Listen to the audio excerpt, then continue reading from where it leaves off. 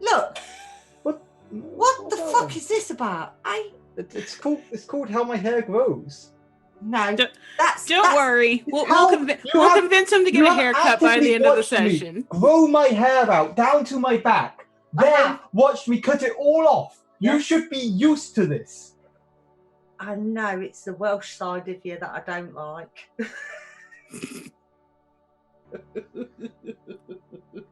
Ready to roll GGP. Right. Say hi. Hi.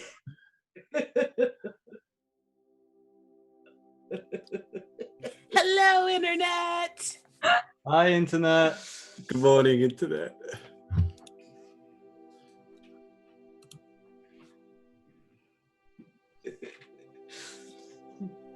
Just the split ends. Just the split ends. Oh, I'm telling you, it's a skinhead tomorrow. Whoa, no. I mean, it seems like we're just splitting hairs over this issue at this point. There's so many split hairs here. You can't make me bald. We've already got that fulfilled. Okay. I can't step on his stick. I'll tell you what, yeah, but All right, I'll trying to start the show. If I make you bald and then turn your head upside down, you still look like you're smiling. It'll be fine. We are live and getting ready to start the show, though. But it was very lovely meeting you. It was really Nice great to meet you all. I do apologise for my my banter. It's banter, darling. That's what it is. Yeah. What? I'm taking my headphones off. They're my headphones. I know, but I'm frightened that...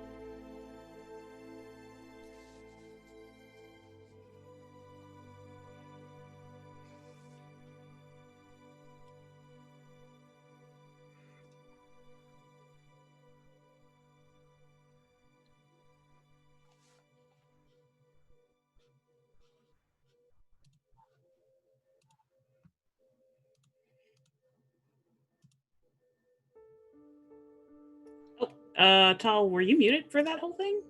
For that whole thing. Hi, folks, and welcome to The Vice. I was muted for that whole thing because I like putting my friends on unmute while they're getting berated by their moms, but I don't know how to turn on my own mic. Anyway, welcome to The Vice, everybody. We want to start off today. I want to turn our mic over to NNG9. For a moment, she's going to tell us about the charity that we are supporting and to just chat with us a little bit before we get started. All right. Hello, everybody. As usual, if this is your first time here, welcome. If you've been here before, welcome back. This channel is run 100% for charity, and the charity we'll be supporting through the end of the campaign is the Audre Lorde Project, an organization that provides a lot of resources to those in the non-conforming, gay, lesbian, bi, and people of color communities. With everything going on worldwide now in terms of protests and everything, we just thought it would be a good idea to help support this more localized organization. They do a lot of good work. There's activities. They have occasionally, if they have opportunities in their immediate area, they post in their job and internships. So there's lots of good information available on the website. If you'd like to go and read more, please click on the description below. On the purple links in the description below, it'll take you directly to the website with a very short URL. If you'd like to donate through our channel directly, you can click on the banner above that, and you can donate whatever you like, and all the things you can do are below. But yeah. Thank you all so much for tuning in. As I said, we are The Vice. We run 100% for charity. All subscriptions, all donations go to whatever organization that we are supporting, with the Audre Lorde being the one for the month of June. And thank you all for tuning in and joining us. We are in our last probably 3 episodes of the campaign here. And before we get started, let's go around and meet our players. We will start with Tree Hugging Druid. You are muted. Hi, I am Tree Hugging Druid. I play Celia Rolloren, our high elf rogue. She does roguey things and kills things, and it's not complicated. Next up, we've already learned a lot about GGP, but let's hear a little bit more from Good Guy Pie. Hi everyone, I am Good Guy Pie. As you saw, you met my mother, a wonderful woman. No matter what I say to her, no matter what she says, we love each other to the end. So always remember that. Love your parents. But you can. But I will be playing. Look, Goldheart, Adventure Extraordinaire, all the way from Elevation Pit, and we're here to kick booty and chew bubblegum. And we're all out of gum because it hasn't been invented yet. Next up, Energy 9. Hello, I am Energy 9. I play Luna, our water genasi monk, mother of cities, kicker of butts, healer of the masses, and also talent agent. Designer If you need extraordinaire. her, free to say Cuthbert. Next up, we have Bird versus Plane. Hey folks, I'm Bird versus Plane, and I'm going to be adjusting a lot during this. I'm coming to you live from my parents' basement, and not a whole lot of good laptop holding options here. I'll be playing Iskatol, the half-elf bard turned gunslinger, who is as erratic and honestly confused and scared as I am. Next up, we have Templar Warden. Hello, I am Templar Warden. I am playing Hidden by Axel, the Tabaxi Dragon Wizard, who is not a lich. Looking forward to the session. So we've gone through Luna's conclusion, Axel's kind of conclusion. Now we're going to be moving on next to Celia's. It's going to be good. And next up, last but not least, Dragons or Cats. Hello, everyone. Good morning out there from dark and sunny Australia.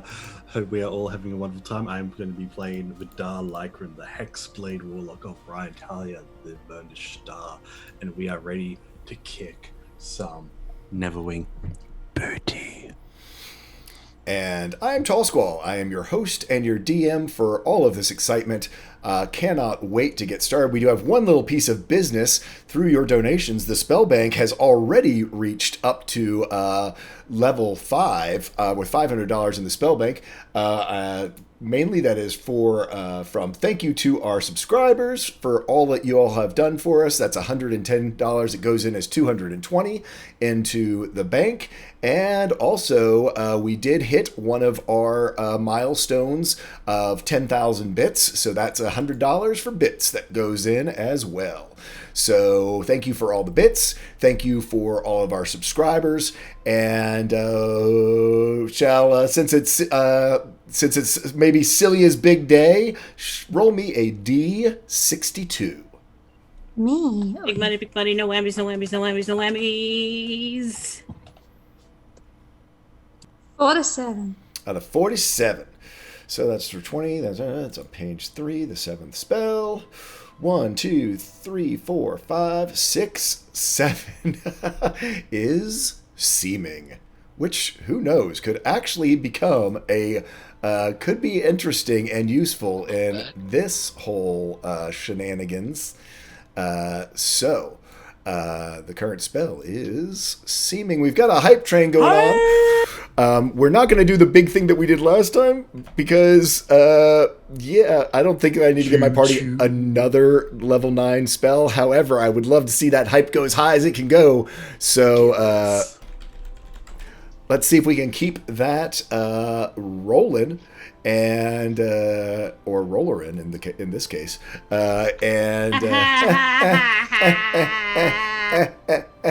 but while the hype train is a rolling, let's get that intro rolling so we can jump right into the Vice.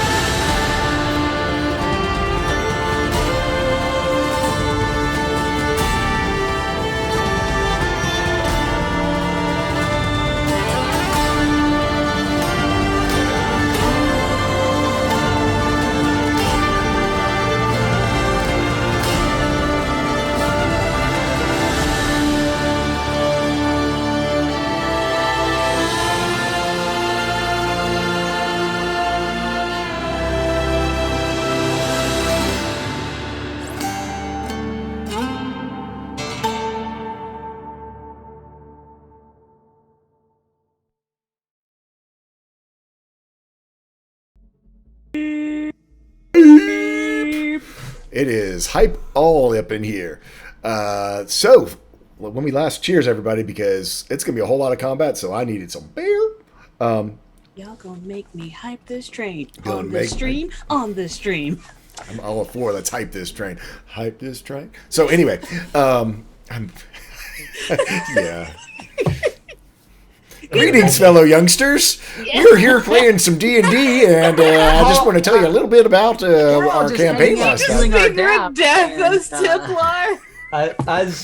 As a representative of the younger generation, I apologize on their behalf. You can't make me apologize for anything. You should definitely know that by now. So, yeah, look, okay, yeah, the hype train is rolling, and we, our party, so after birthing a city, Luna, we have Lunaria, healing the Vice and creating Lunaria, a home world tree city and home city for the Genasi, are the newest race on my world, raising Gwilyn Fura, a cosmic level glyph scale dragon. Axel utilized all the runes pretty much at his that he knows. Unfortunately, he did roll a nat 1 on his death saving throw, found himself past the veil, where he was met by the woman who watches and waits, which turned out to be his mother, Jade Whisper, who we were able to finally cash in a 3-year-old donation, which gave, because cats have extra lives, and so Axel's actually had plot armor and an extra life for the entire campaign, and kind of didn't know it, but so we got to have a nice moment with that. The party went ahead and boarded this giant dragon, literally the size of the Atlanta airport. If anyone who's been there, I mean, it is huge. They had actually explored Gwilyn Fura's skeleton as a dungeon, not realizing they were walking inside the marrow of Gwilyn Fura's bones back when they were level 5. Speaking of which, they all leveled up to level 13 while they've been on this long rest. And where we are going to pick up is with our party. Golly, we are 9% away from a level 4 hit hype train kicking off, or being complete. So basically on this giant, basically flying platform, it is, Gwilyn Fura's back is so wide, it doesn't even have like you straddle it, you walk on it as though you're walking on the ground. And interestingly enough, as the party has felt this, with Vorn Malik, the axe that is the earthen axe of the blades of the, there it is, the blades of the spheres, of the broken sphere, it actually does feel like ground. They are having no problem walking in. In fact, almost as though they were wearing like spider climb boots, are able to sort of stick to the back of this dragon, even though the wings are flapping and sort of gliding and soaring over the landscape. So we will join in with our party as they come awake, for many of them, the first time ever experiencing flight, as they look down over the countryside as Gwilyn Fura is passes over Sojourn's Crossing and is heading northward towards Bal'Ethera in hot pursuit of this cloud of nether wings that by this point Vidar's true sight would have worn off. So there's not so much being able to see them as just see their passage as clouds part, things like that, as the beating of hundreds of wings are making their way through the air. And that is where we will pick up as the party awakens upon the back of Gwilyn Fura. Celia and Vidar technically have been up for a little while. If they did some watches, they could have done the opposites, but as elves, doing those elvy things. Are there any? No way! Whoa! You had a good night's sleep, kidding buddy. You had a good This is what night's happens when sleep. you die. Ew. Oh, Yeah, Back it's with the GD vengeance. Oh Proof he's my a god. lich. The Yeah, lich is back, baby. The Lich The is Lich is back, baby. Double nat 20s on the portents for the day by our divination wizard. Wow. That gave me chills, man. Someone's gonna have a bad day. Someone's about to have a really bad day. I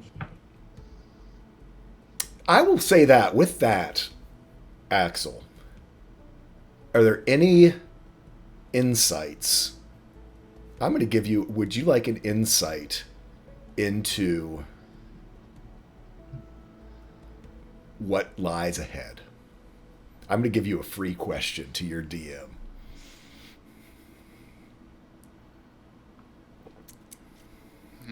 that's not easy. I'll let you think about it if you want for a second, but... Yeah. I'll think about a couple of questions and pick one. Okay. Everyone else coming awake, any preparations you'd like to make? You do see that you are catching up with this group of netherwings in front of you. Anything preparations you'd like to make? You do see all the way up on the head of Gwilyn Fiora is where Riley is riding. There are these major large glyphs. He is completely covered in glyphs, but there are some major ones that you see glowing very brightly, which were part of the ones that were part of the ritual. They're sort of spread about his body, life and death sort of on his shoulders. Some of the other ones out there sort of where his wings spread out, a couple two back on his haunches, and then right at the very sort of forehead is that renewal, which changed him from skeletal to flesh and bone, or flesh and sinew and muscle.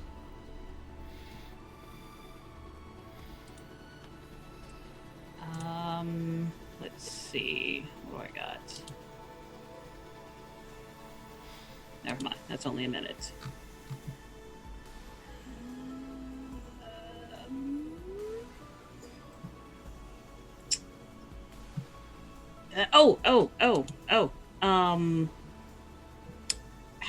How much time do we have?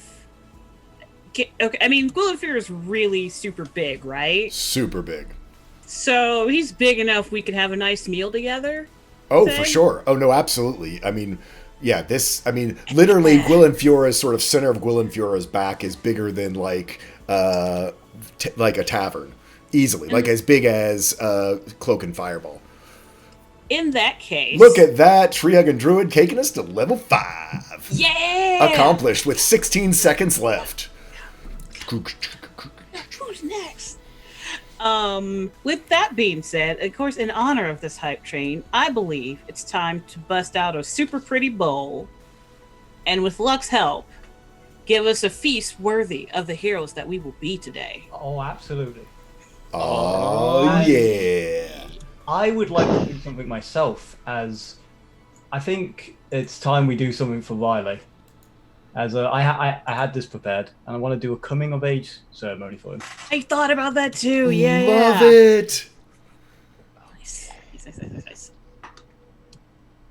Let's see. You can touch one humanity who is a young adult for the next 24 hours where the target makes an ability check. It can roll a d4 and add the number. Nice. Sweet.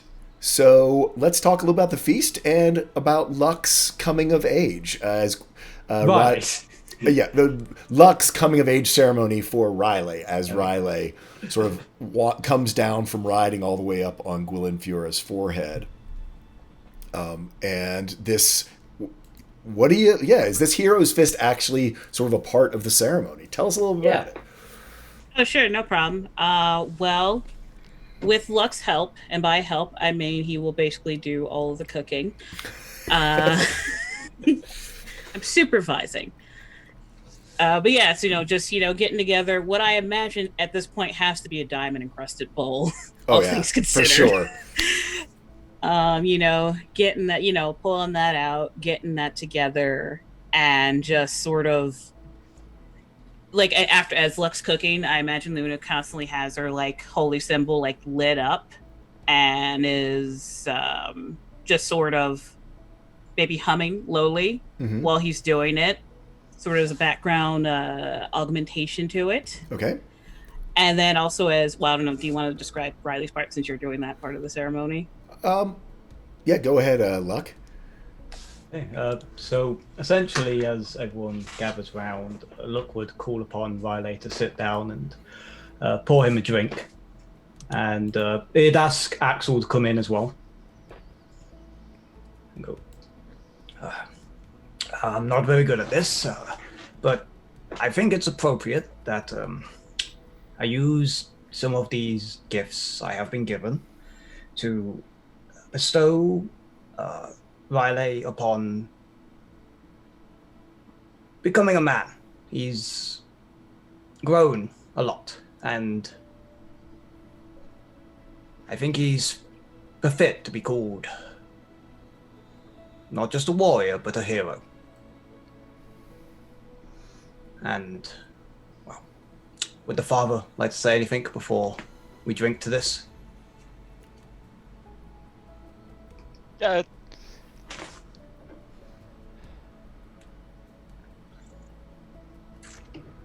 I think, like said it well. Riley, you've been in a position unique, and you've stepped up for every change. You've had it rough, but you've come out stronger, happier in many cases. And I think you come out impressing every one of us, and I think I speak for all of us when I say that we are very proud of you, and this is something you deserve, to be recognized as a hero.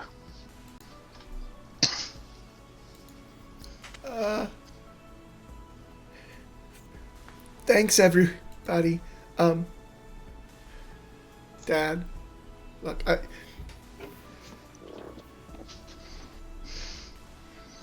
even though I'm the only one like me, because of y'all, I've never felt alone. So, as Luck would say, let's go get him. And he just very awkwardly. Raucous cheering. Hey! Hey! Yay!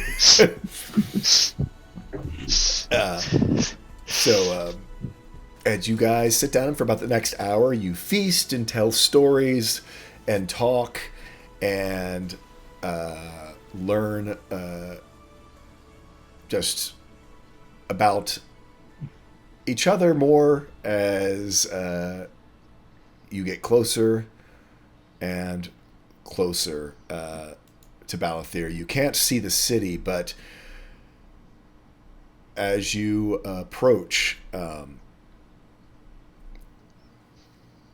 you guys start to feel, specifically Vidar, there's that sense of anticipation in the world. Yeah, isn't there temporary hit points that goes with Hero Feast? Yeah, there are. Yeah, hit point maximum. Yeah. Yeah, your hit point maximum goes up. Okay, so yeah, if y'all can 2d10. We're doing great, Celia. We're doing great. Luck's doing great too. Good Should work, have Dolly. getting drunk at the Heroes Feast, man. Luna getting drunk at the Heroes Feast, even though she doesn't drink. Drink, man. Man. Oh, there it is. So, as you all approach Bal'Ethera, still probably about an hour or so away, maybe a little bit more. Vidar, you start to feel like an old memory. And as you look to the sky and look forward, you can't see anything. But there is this feel in the air. And you all sort of look out, and there's this weird shimmer in the field around, in sort of the area around Gwilynfura. And as you watch, you start to begin to make out little shapes as they seem to pass inside some sort of magical aura around Gwilynfura and become visible. It's time. They. It is a very large map, so you're probably going to have to zoom way, way out as you see two large netherwing dragons begin to approach you, and swarms of smaller dragons begin to hit you, begin to swing at you as well. I need all of y'all to roll initiative. Initiative. Let me wait 1 second. 1 second. Let me clear it. I'm sorry. I thought I had it cleared. Okay. Don't forget to click your tokens. Click your tokens. Oh, never mind. It's up. Mmm.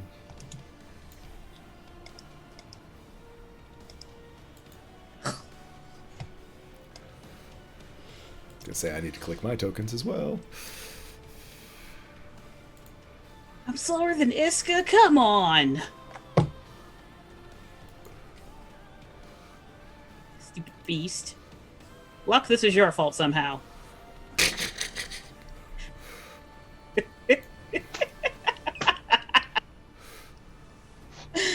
Obviously, is Lux.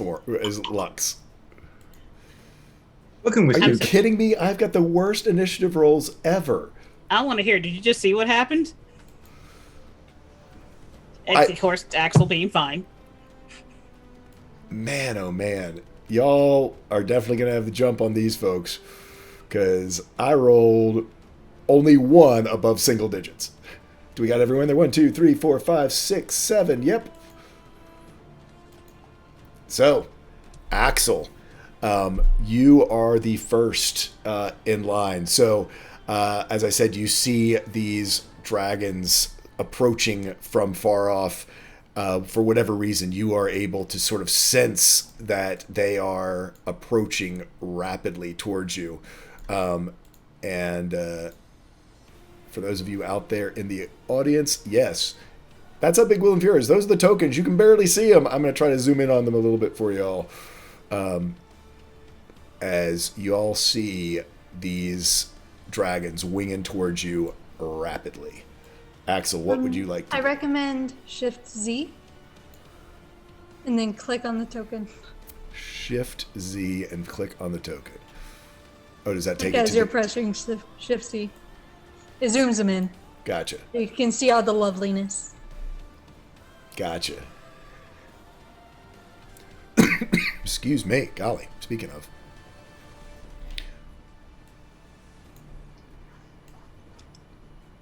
Oh, it does too.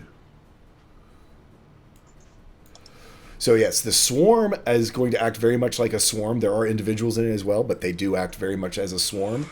So just to let you all know on that one. Axel, what would you like to do? Celia, you are on deck. Right. The dragons are coming. Yeah, it was sort of probably being sort of early noticing. Why is it doing this? Noticing still sort of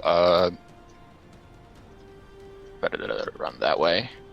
Sort of get up a little bit higher on sort of the ridge, at the back, and look out and see. Swarms. Here come the Netherwings as he does a good old. Well, I was going to say fireball, but it isn't. as he just casts Fireball, but makes the damage cold. Nice. Because Nice why little- not? Because we right learned. into the center of that group. Okay. Go ahead, and what level you casting it at? He's going to be casting it at 3rd, but he is going to expend a 2nd level one to do a little bit more force damage on top. Nice. If that rolls, I don't know if it will. Sorry about this, folks. On the stream, I know I'm trying to zoom in so you can actually see the characters, but seeing the characters and seeing them, because this is a long-range battle, is getting a little bit weird. So, It's not bad. thank you for the follow out there. I do appreciate it. So, for 41 points of cold damage, what is the radius of that? If you will remind me. That is a 30 foot, I believe. Hold Right on. in the middle of it. So, 20-foot sphere. 20-foot sphere. Why does it roll twice for me? That's weird. As this fireball explodes up around them, you watch as almost all of this swarm just completely gets obliterated by only the ones on the very outer edges survive, as the cold damage just rips through them as they are vulnerable to cold. You see as your fireball just explodes in these shards of ice and just shatter amongst all of them, leaving only a very few of them left, probably thinning out a good quarter of them, if not more, as they just all fall into these shards of ice that rain down from above, leaving He'll only then call out. 4 of them Yeah. left. Yeah, there we go. He'll call out to Riley to just, he's a little bit further away from everyone. Be careful and make sure that you finish leveling up, because you haven't. Oh. I forgot to level up Riley. Oh, Yep. dear. Terrible father. Next up is Cilia. What would you like to do as these dragons start to wing it in towards in your way? They are really far away. They are really far away, but they are closing fast. Most of these, just by your, again, trained rogue eye, these are moving between 60 feet, 60 and 80 feet per round. So they are closing fast. Then I'm going to pull my dagger of natural causes Okay, and my rapier got it. at the same time. And then I will. I mean, there's not much I could do. I guess most I can do is hold my action until one of them gets within 5 feet of me. I'll attack. Okay, very cool. Vidar, next up.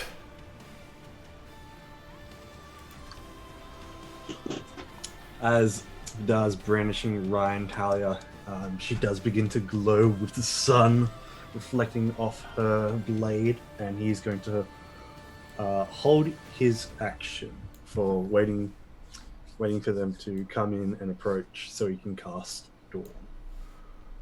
Cast Dawn. Okay, very cool. Yeah, so basically, when they get it within 40 feet of them, Okay, they're gonna light them up. very cool. Next up is this swarm over here to this side. You guys watch them as they get closer to all of you.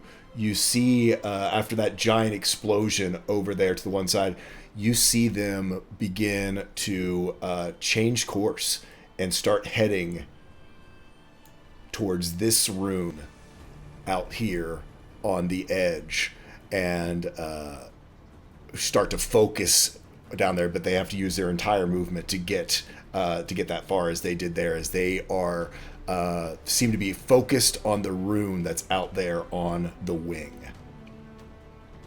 Oh no. Next up is Luck.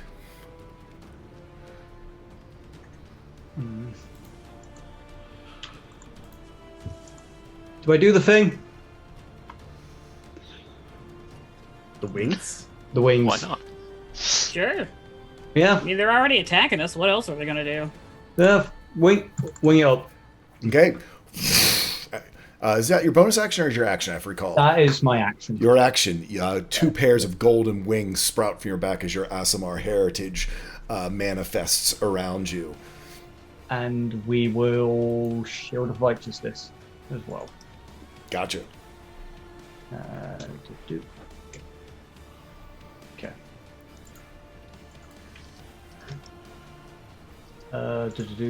My token still has not updated its health for some reason.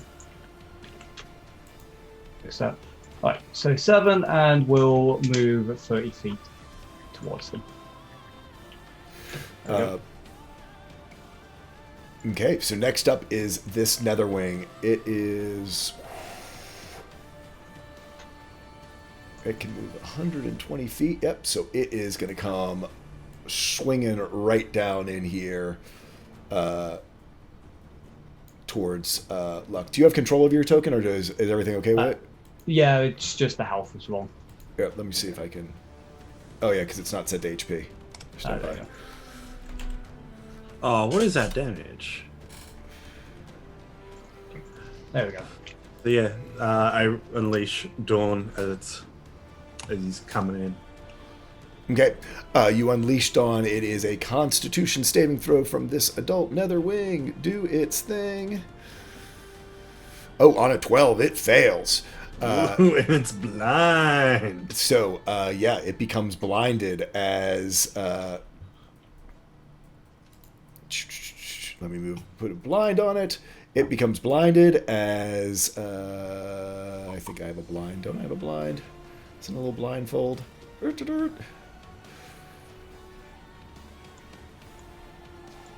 I'll put lightning bolts on it. Or there you go. It is blinded. As it takes 14 points of radiant damage. Stand by. Of radiant damage. 14 points. Again, that was its turn to get in there. And next up is... Next up is Iska. What would you like to do? Cool. I think I'm just gonna go ahead and I just got to do my turn real quick and peace out of here. So Okay, I'm no gonna go problem. ahead and activate Try to Maiden's Will. So get the gun up. Get the gun up and going? Okay. Go ahead and take my damage real quick. Yeah, it's not terrible. So yeah, the mechanism's gonna dig into her skin and draw from her health pool as it activates, and I'll go ahead and take a pot shot at this close. This one like right next to us. Gotcha. up in my Go for it. business.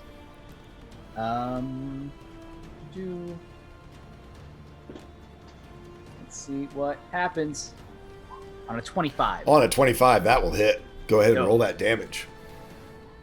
So 14 piercing and 8 lightning as a bullet rips out and makes contact with this dragon. Gotcha. The piercing, you see it just shoot right through the wing, doing every bit of damage that you would expect. However, there's a lightning rolls down across it. You see that it somewhat dissipates, not having quite as much effect as you would have hoped that it had. Still definitely does damage, but just not quite as much as you would have hoped. And Cool. if you need to sign off, why don't you go ahead and... Yeah. Guys, do it. Survive. Kill dragons. Do the thing. Let me know if there's a session next week or we all perished, okay? all that good Later. stuff. We sure let you know. Let's see. I just need to get folks in the right spot.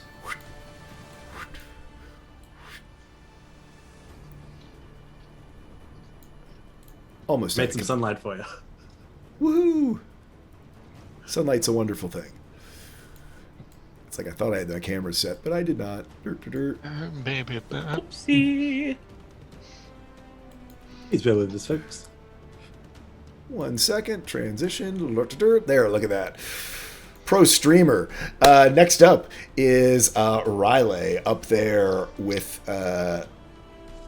Lysithia as this giant sort of siege ballista type idea. You'll step back a bit, just so he's better in range of his bow. And he will line up 2 shots against the Netherling. Cool. He can't use his spells because he thinks out special abilities because they're all out of range. So on 21, a 21 will definitely hit. For 23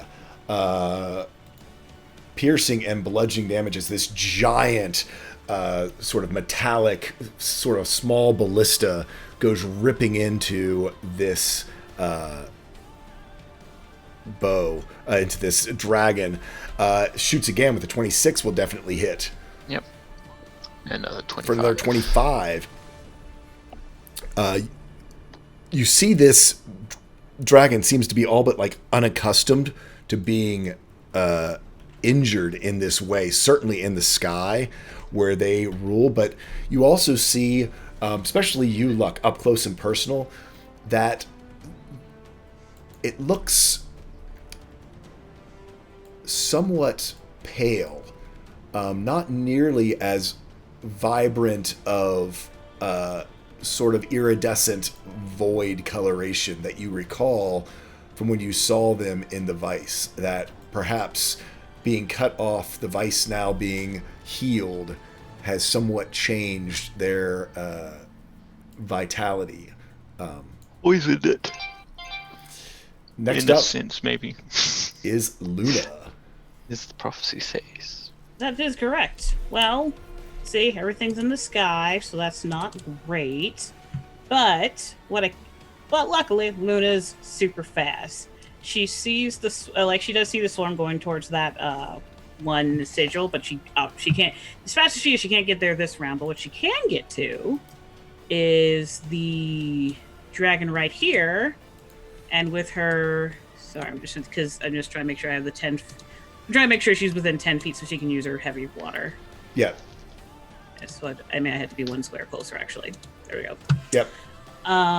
Go in there, and so as far as I know, going through her sheet, heavy water doesn't take a key or an action, but I know ice knuckles do. Correct. So she wants to ice knuckle first. Yep. And then do the heavy water just for a reach. Yeah, you see them sort of extend, these ice knuckles sort of extend out as the heavy water gives you further reach with your attacks. Right. All right. And we're going to lay into it. Go for it. Yeah. All right. Bang, bang, bang. As soon as the computer decides to let me hit the bang, bang, bang. Damn. Gonna guess that one hits. That one hits. I'm gonna go ahead and roll the other 2, I think. That one hits as well. And then the last one. All 3 hit. Yes. Okay. So I'll roll the regular damage and then the ice damage afterwards. And then ice. Cool. So you see as you the first hit, this dragon does not seem to be expecting it. Thinks it's out of your range, but as you sort of run towards it, you almost start to go around the curve of Gwilyn Fiora's wing. But the magic of Von Malik basically keeps your feet attached down, so you're able to basically punch up and have the full length of your body and your extra reach with your ice knuckles and the heavy water, and just clock it right across its big ugly head for that first hit for 10 bludgeoning. And if that wasn't bad enough, you just follow it back up with another and another, and then the cold starts to kick in. You recall from your time in the vision when you were saving the sky 90 years ago how cold affected these dragons, and you are waiting for that same just incredible damage that happens. It does seem to do the damage you were expecting, but it does not seem to have the same amount of vulnerability. But it does do a full amount of damage that you were expecting. And I am going to double up that first one because it was on a critical hit. But the rest of them do sort of the expected damage. But on that same note, you did notice how Iska's shot, the lightning damage, did not do as much. So while it's not vulnerable, it seems to not be resistant as it was to the lightning. Duly noted. Yeah, so that's because I had to do a bonus for that movement.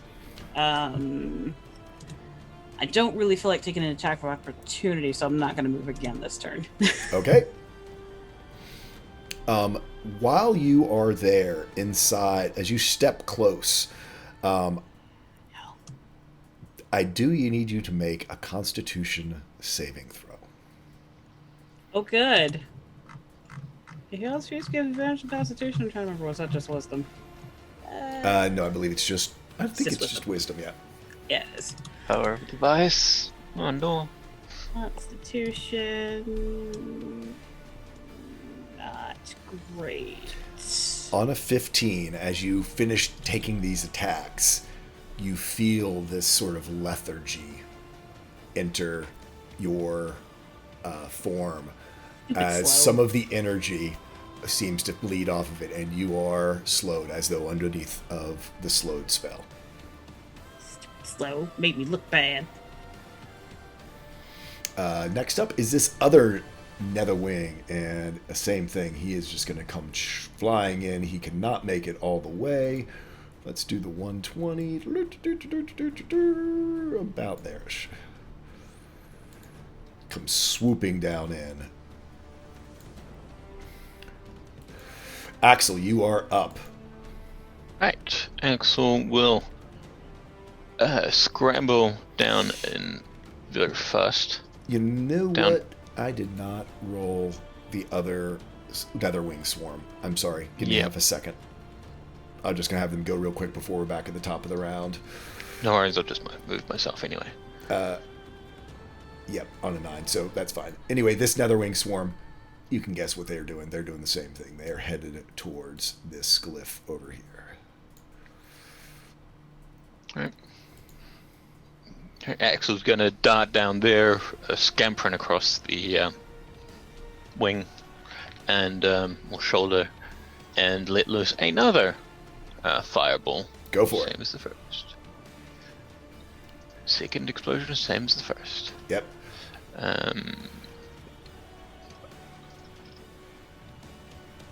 22 fire and 9 force. 22, you mean cold, right? I assume you mean Cold, cold. yep. Yeah. So 22 Yep. cold. Sorry, Jay, real quick. Is it Constitution because it's a Netherwing thing? It's Instead of another wing wisdom? thing. It is actually Okay, you wanted to are. make sure. Yep, you are. It is actually being infected by the void. You feel it in your bones, sort of like as we've described Basilia before with the void energy. It is what it is. Is it's actually the void. It sort of infecting you. Okay, making sure. Yep.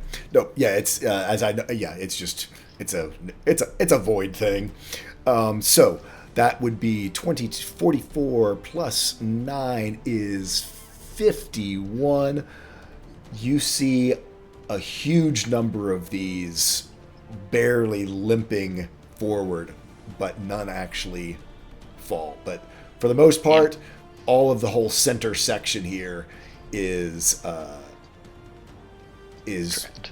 basically in poor shape, but they are still alive. This is the way of things, I guess. Celia, you're up.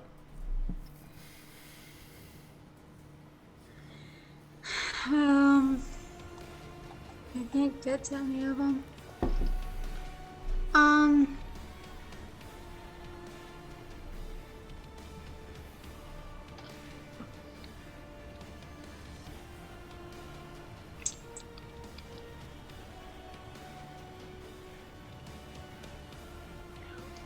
So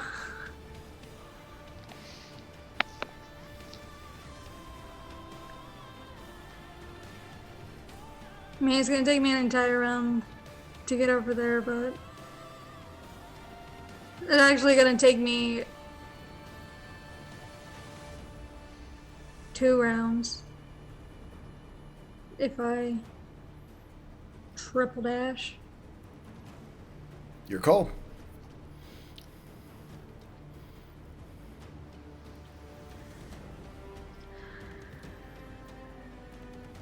Oh, the joys of being a melee character. Get him, Celia. Get him. You do have this other so- giant one that's incoming fast. Yeah.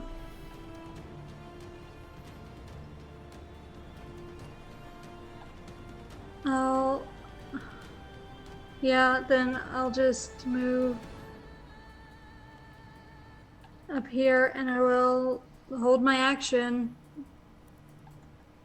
Comes Okay. into range, I'm gonna attack it. Okay, so this one on the right hand side. Yep. Okay, Vidar, you are up.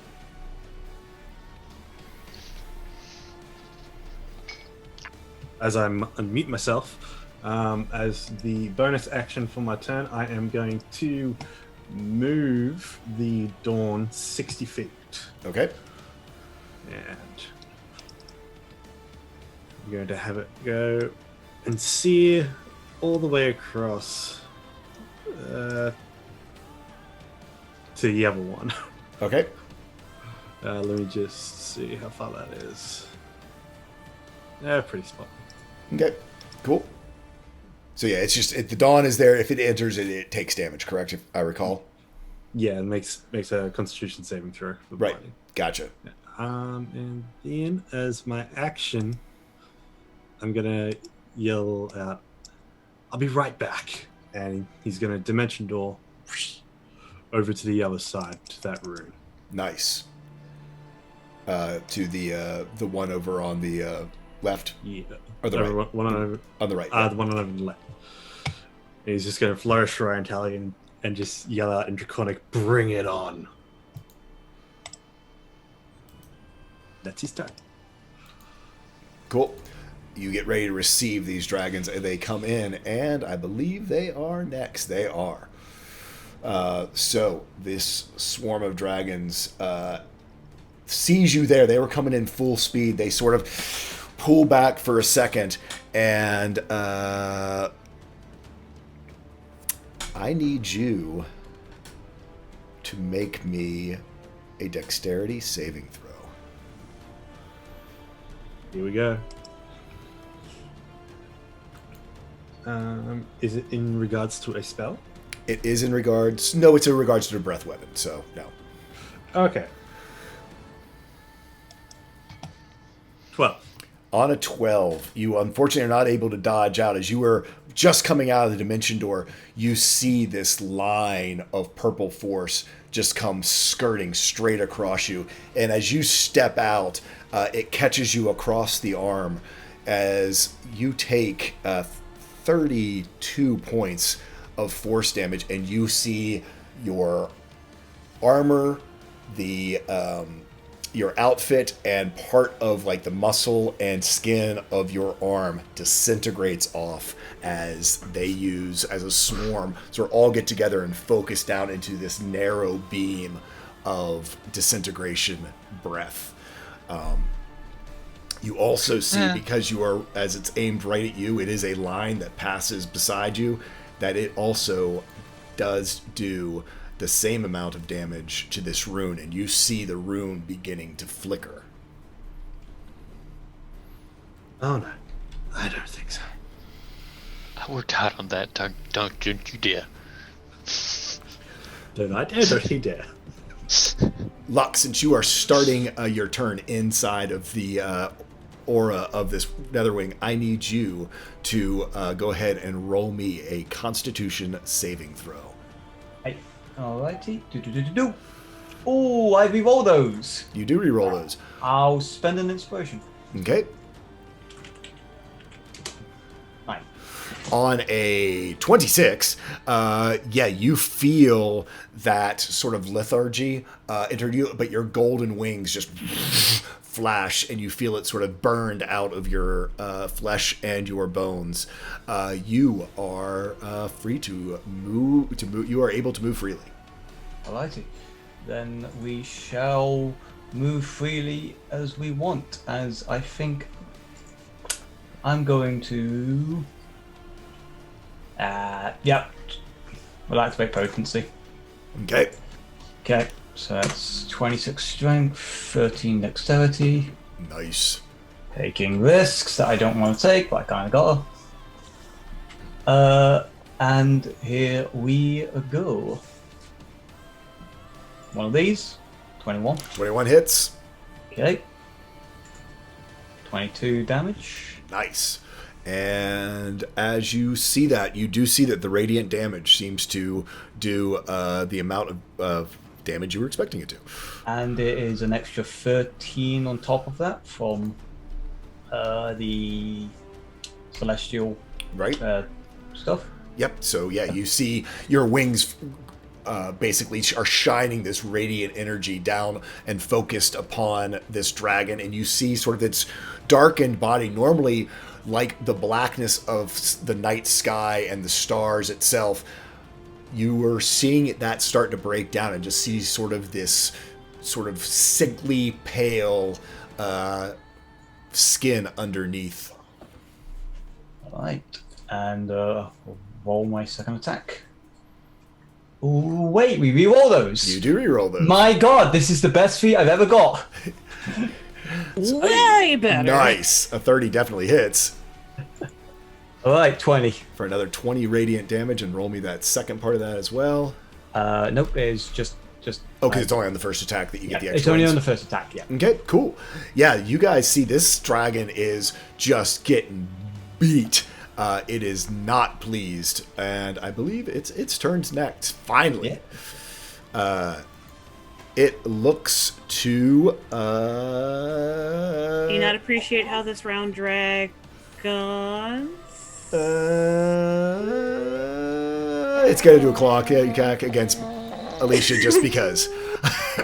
It's Don't make me finger It's it again. a pun attack. It definitely takes a pun attack on you. On a 24, I assume that hits. Yeah, that hits. Especially after slow. Yeah, you take 21 bludgeoning.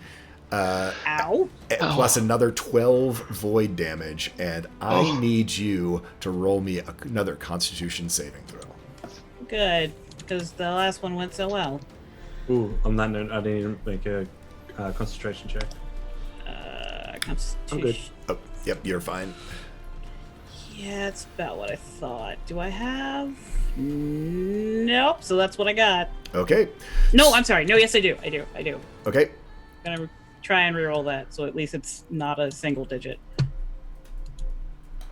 Yes. On a 23, you feel that sort of void energy inside of you, as though it's about to get reinforced as this claw attack sort of slashes into you to make contact with bone, but you're able to sort of rip your arm away fast enough that those sort of glowing dark claws don't sort of make contact to worsen whatever it is that has sort of infected you with this slowness.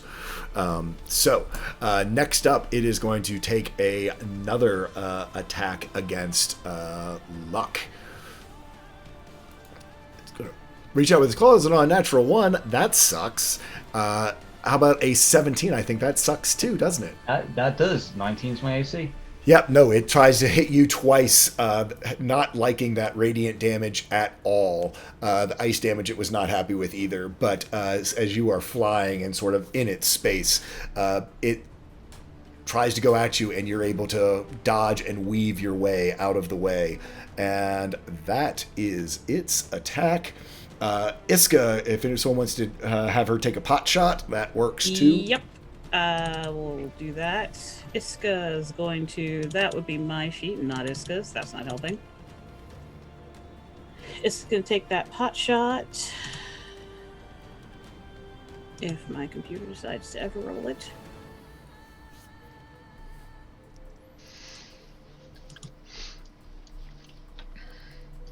.24 Maiden's Will definitely comes through in the clutch. Let's use Scorsese. Oops, I didn't mean to hit that. Yeah, just one. So yeah, it takes the 12 piercing damage, and then again takes that lightning damage, but it does seem to be somewhat less than you are used to seeing the damage of this weapon do. Sure thing. And I think Iska, seeing how well Luck's doing with laying into this Netherwing, is gonna throw Luck and inspiration, just like, come on, Mr. Angel, you can do it. Come on, Mr. Angel. Next up is Riley. Mr. Bubbles. Right, so again, Riley's going to move further down, so he's in range of Hunter's marking. Nice. This said dragon here. See, The one that's been injured. well, it's not him. It's Sithrax doing this one. You just hear it as a whisper of. I don't need to roll anything. Whisper of snake. Yes. And then he will shoot twice. Which one is he shooting? The one that's hurt or the one that's not quite in yet? The closest one, yeah, this one. The one Luck and Luna are fighting. Got it. Okay.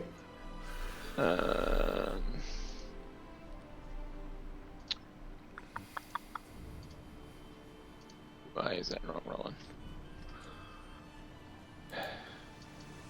There it is. There we go, 19 and a 15. The 19 hits, the 15 does not. Because 100 mark, does that give you advantage? Actually, it No. won't hit regardless. So, yeah, it's just extra damage. Okay. Yep, and...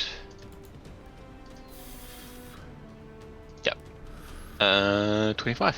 So let's see. That is 17, which 15 plus the 7 is 22, 25. This dragon is just limping. Limping through the sky. It is enraged now. You see more and more of this void energy sort of just dissipating off of it, and revealing these injuries, these huge gashes from Luck's pickaxe, the sort of icy, almost look like frostbite from Luna's punches. As it comes up to be Luna's turn, you are right there in it. You are already under the effects of the slow spell, so don't need to get you to roll again. But all right. I mean, I'm right there in its face, and it's looking real bad anyway. It's looking bad. Looking bad. All right. It might not be one punch bad, but it's looking bad. Well done. No. I'm gonna. With that being said, would it be my turn if I got my quarterstaff or no? No. I'll let you switch weapons, Okay. even though you're under Yeah. the slow spell. All right. In that case, I'm gonna, get my quarterstaff and oldie buddy goodie. I'm right there. Frozen Oh, yeah. barrage. Oh shit! I forgot about that. Okay, it is probably there. within a frozen barrage. Yeah. It's not much damage, but It is cold damage, which It means is cold. that it gets full damage. So DC 16 on the old dexterity. Let's see if it's able to dodge out of the way. Oh wow, I did not give him very good. Never mind. Dex is the key. I knew it. However, he did roll very high, so he did make the dexterity save. He still does take that damage though. Okay. All right. And then I make my. Do I still get my save at the end of the round to try and see if I end the effect or no? Yep, you do get your Okay. save at the end of the round. See if you get your effect. So Constitution saving throw as you are within this void aura. On an Why don't I have advantage? on the 11s, you do feel that just lethargy still infecting you, and are unable to pull free. Next up, my buddy over here, coming in fast and hot, so he's unable to dodge out of the way of the Dawn spell as he comes in. So go ahead and roll me that Dawn damage. Within 5 feet? Yeah, and you can take your attack. He is after you. Cool. You are a big old target there. So that's 21. I gotta roll my. That one's con. Okay, con save.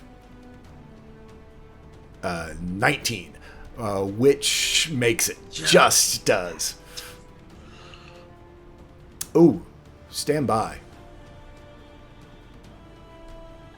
I forgot. He had disadvantage on that claw attack against, because he was blinded, remember? Yes. You did not take that damage.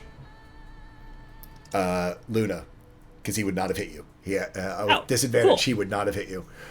So that I forgot to add the damage anyway, so yeah, I knew. it was 21. Yeah, 21 bludgeoning and 12 void. You did not take. Sorry about that. I completely forgot that he was blind because there's a lot going on. This one is not blind though, and he because he made his Constitution saving throw, and shit, this could be bad news. Really quick. Unfortunately, he's not blinded, so I don't have advantage, so I don't get my sneak attack. Oh, damn it. Can I use a luck die to make him reroll? No. Damn it. Sorry. Yep. Unfortunately, he is not blinded. So, but you still do have a natural 20 on the hit. And I rolled. Damn. Oh. Yeah, you did. Woof. Oh, no. So that's 20 plus 12 Big is. step. Shit. Come on, con, baby. Oh. This could be. We could have a netherwing about to fall out of the sky. I mean, that's death even if it doesn't get the crit damage. He rolled a 22 on his Constitution saving throw. No, he was going to fall the hell out of the sky. Man. Woo. These dice like us today. Oh, man. Okay, but still, what did I say it was? That is 32 points of damage. Man, oh man, oh man. Okay, so he comes flying in, and yeah, he's going to go ahead and take his attacks because he didn't have to use his full movement to get in there. You're there, dear. Sorry. Here we go. First claw attack on a 20. That hits. That is 26 bludgeoning and 10 void. Okay. You have resistance to the void damage because you've been there a lot. So for you, it's only 26 bludgeoning and 5 void. Doesn't that just depress you a little bit when you hear that? It's only 26. He's going to take another, and I need you to make a Constitution saving throw for reasons.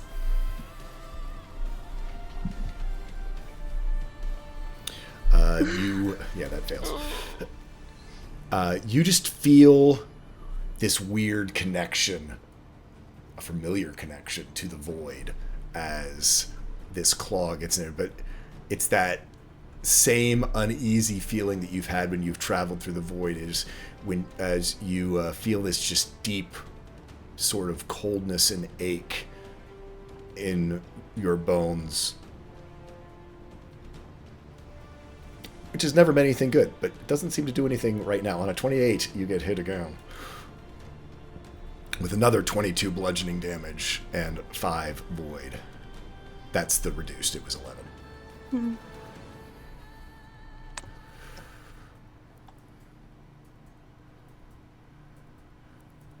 And then he's going to take his last attack against you. On a 20 again. For 19 bludgeoning and 3 void.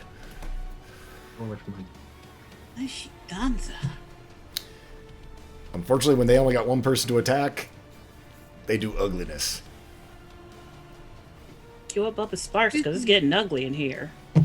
That is the end of its turn at this point.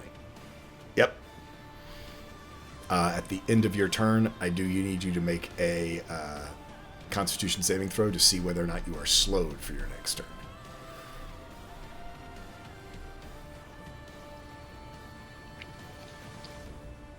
Oh boy. Celia. Con.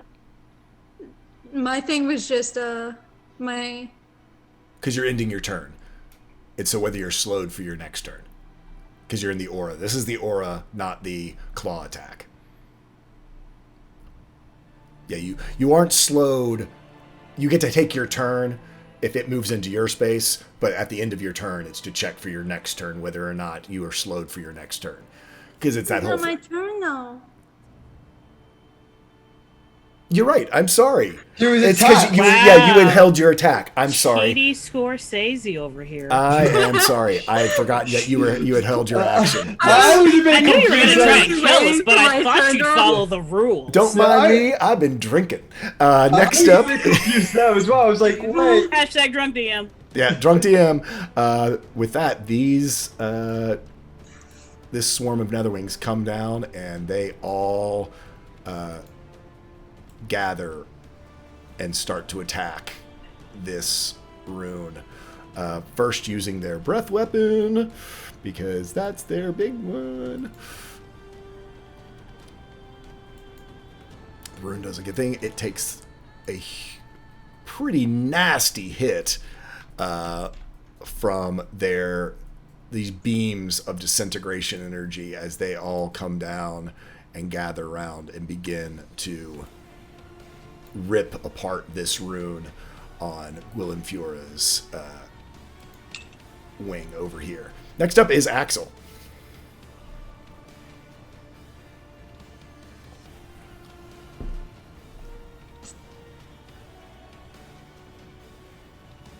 Yeah, right, Justin? It is massive, the size of the dragon. Yeah, so he is going to reach out with the Talon of the Ancients, make a motion, say some words, as it must make a Constitution save. Why is that? Who's this going against? This one right here in front of you? Yes. Constitution saving throw. Why does that get happening? What is that roll? Yeah, really? That's terrible. Wow, what is that formula, dude? I don't know, it's the default one, so... apparently I've rolled 3 ones on that. Ugh. Eek. So yeah, and It's cold damage though. and it made its. Wait, but you can reroll. If you have a luck die, you can reroll that damage. You can reroll the damage if you got a luck Cantrip. die. It's a cantrip. Oh, never mind. Oh, right. Yeah, I'm not gonna spin For out some a reason, I cantrip. thought it was another big fireball thing. Yeah. It's just Nah, reroll no. it. How was it 3? Okay. Yeah, that makes no. sense. So he did make his Constitution save, so does not take the damage. Yeah, and then he'll move onwards. Because range is annoying. Range is a thing. Yep. You know what? Screw it. He's going to bonus action Misty Step There you go. to get himself further across. Yep, there you go. Cool. Okay, now Celia, it's your turn, and we'll roll at the end. Yes, You are not slowed at this point. You have a dragon up in your face. I do. So first off,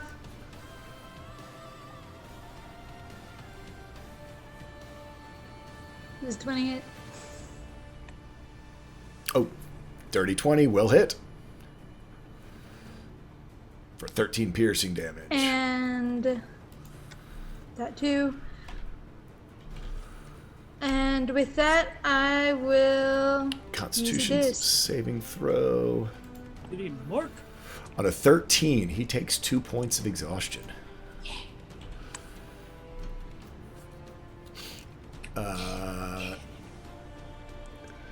Okay, cool. Theoretically, you could have done that before, because it's a bonus action. But you can take your bonus action before you take your action for the attack. It's if I hit the target. Oh, right, it's if you hit. I'm sorry. Nice that I know my own rules. So yes, since you hit it, you are good. Hashtag drunk DM. Drunk DM. Drunk DM. Thanks, Vex. And I will use a healing die. It's probably a good idea. And I need you to roll that Constitution saving throw to see whether or not you are slowed for your next round. Yep.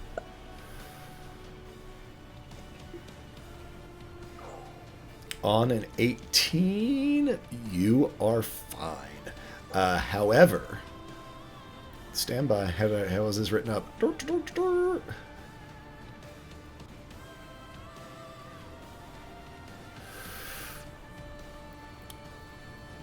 While you are not slowed, you do feel that whatever had gotten in your bones as you are inside this aura shatter, and you take 19 void damage. For you reduced, so it is only 9 points of void damage.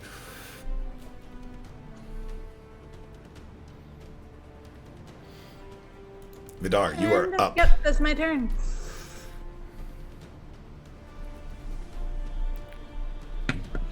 Alrighty then. I'm going to look over at Axel and say, get ready to catch me. And I'm going to use my solar step to jump straight into the middle of the dense Neverwing swarm up in the air. Oh shit. Boy! Oh boy. Oh, that's the thing. Okay. Luck, you got wings. I hope you're ready to use them. I don't know if he's that fast, but okay. That's fine. I'm good. I'm fine. You better have feather fall or I'm going to kill you. No, I'm fine. Right. I'm good. I'm good. I'm fine. So every one of them within 10 feet of me can make a Constitution saving throw. Constitution Yeah. on the swarm. 11. I assume that fails. Yeah, it's gonna fail. So they're all blind and take 5 points of radiant. And now here's the fun part. As that sunlight, Understand. even better. Oh no, a little bit less, but you know what? Yeah, Vidar is just going to bring, as he swirls around in the sun, as he comes out through his sunlight, he's going to use his own body to try to create a momentum and go into a spin, and he's going to just shout out fall. And he's going to cast Destructive Wave. Oh, shnikes. Okay. Prone is not bad. Okay. I mean, So I they take. brain play. It's a Constitution, but that's only for that's just to see whether or not it is. They rolled nat 20s, but if I click, the roll is only to see whether or not prone. The damage is regardless. What is the 30 feet from you? Stand by. Let's do some measuring. So that's all of them. It looks like, is that last? Yeah, that last one gets Yep, it. Oh yeah. all of them. So the whole center section gets annihilated. The ones on the outside are definitely bloodied, but not quite, because the ones that did not get hit by the giant ice explosion. So it's only left around those very last 4 who are all at about half health. I'll be right back. And you begin to plummet to your death. Why do you think I'm even going to be able to catch you? Right? It's just like, did you think we didn't talk about this? And Vidar is just plan. falling. I'm falling that fast. Dude, terminal You're velocity. falling. Terminal velocity happens in like 2 rounds. I know. I did that's this fine. math once. I'm fine. God damn it. As You long are as if you have way- Dimension Door, you're fine. you are Otherwise, I'm so going to be far so out there. pissed. You are so far out there. I What's got Lux fly speed? 30 feet. I'm Okay. fine. I'm fine. If you have some way not to be over there, that would be great. Yeah. Fine. Okay. I just need another action. Axel, what are you doing? I'm sorry, Luck, what are you doing? Give me a You second. You kill- got wings, bro. You got I got- wings. You gonna kill a dragon, or you gonna? I mean, Personally, Also, if I'll they- kill the dragon. I would vote kill the dragon as well. Let me just double. I'm just reading something very quickly. Just let him fall. okay. Skyfall. Oh yeah. That's so size small. Okay, hold on. We dash to there. That gets us. Hold on. It depending on how high up the swarm was, the wings would come underneath me, wouldn't it? He's Yep. gliding. He's doing the big old soaring like an eagle. Yeah. Cool, good. Anyway. Alright, okay, hold on. I'm Yeah, mapping. Gwilyn Fuhrer is also moving pretty fast as well. So it's like suddenly it's like I mean, he's big enough that, yeah, you're probably passing under the wing by next round, but... I'm fine. Okay. Look. You're still going to hit that hard, because you'd still be falling very quickly towards those wings. I just need another action and I'm fine. Okay. Okay. I'm gonna shout Kill a out, dragon, look. Kill the dragon. Yeah, kill the dragon. Kill the dragon. I'm gonna say mentally, Don't forget I'm you have fine. the inspiration from Iska. I have If inspiration from necessary. Yep. Okay, kill the dragon. Dragon died. 24 hits. That is. Okay. That's 20 plus 13, so that's 33. Oh, yep. Plus 33. Yep. He is like somehow this dragon, like literally its No, its he's guts not. its guts have like fallen out. No, he's not. Oh, okay. So yeah, how do you want to do this one? As like literally his guts fall out and then you hit him again. Like, look, sort of whacks him across the stomach. Probably its dragon face roars at him. Looks very confused for a second and just through its eye. Yep, you literally hook it through its eye with your pickaxe, and you quickly find yourself holding an adult nether wing dragon as its wings just stop, and it's basically hooked through the eye socket on your pickaxe. He's a little heavier. Even at your 26 strength, you probably can't hold him up flying. Yeah, he quickly removes it. And I'd let you do a strength throw to throw him in a direction if you wanted to throw him in a direction. You know what? I will. Let's try strength. Yeah, throw him at Vidar. That's right. That was actually what I was going to do. Yeah, Dimension Door now, Vidar. Yeah. You know what? We'll spend that inspiration as well. Why not? Okay. I know. It's a D10.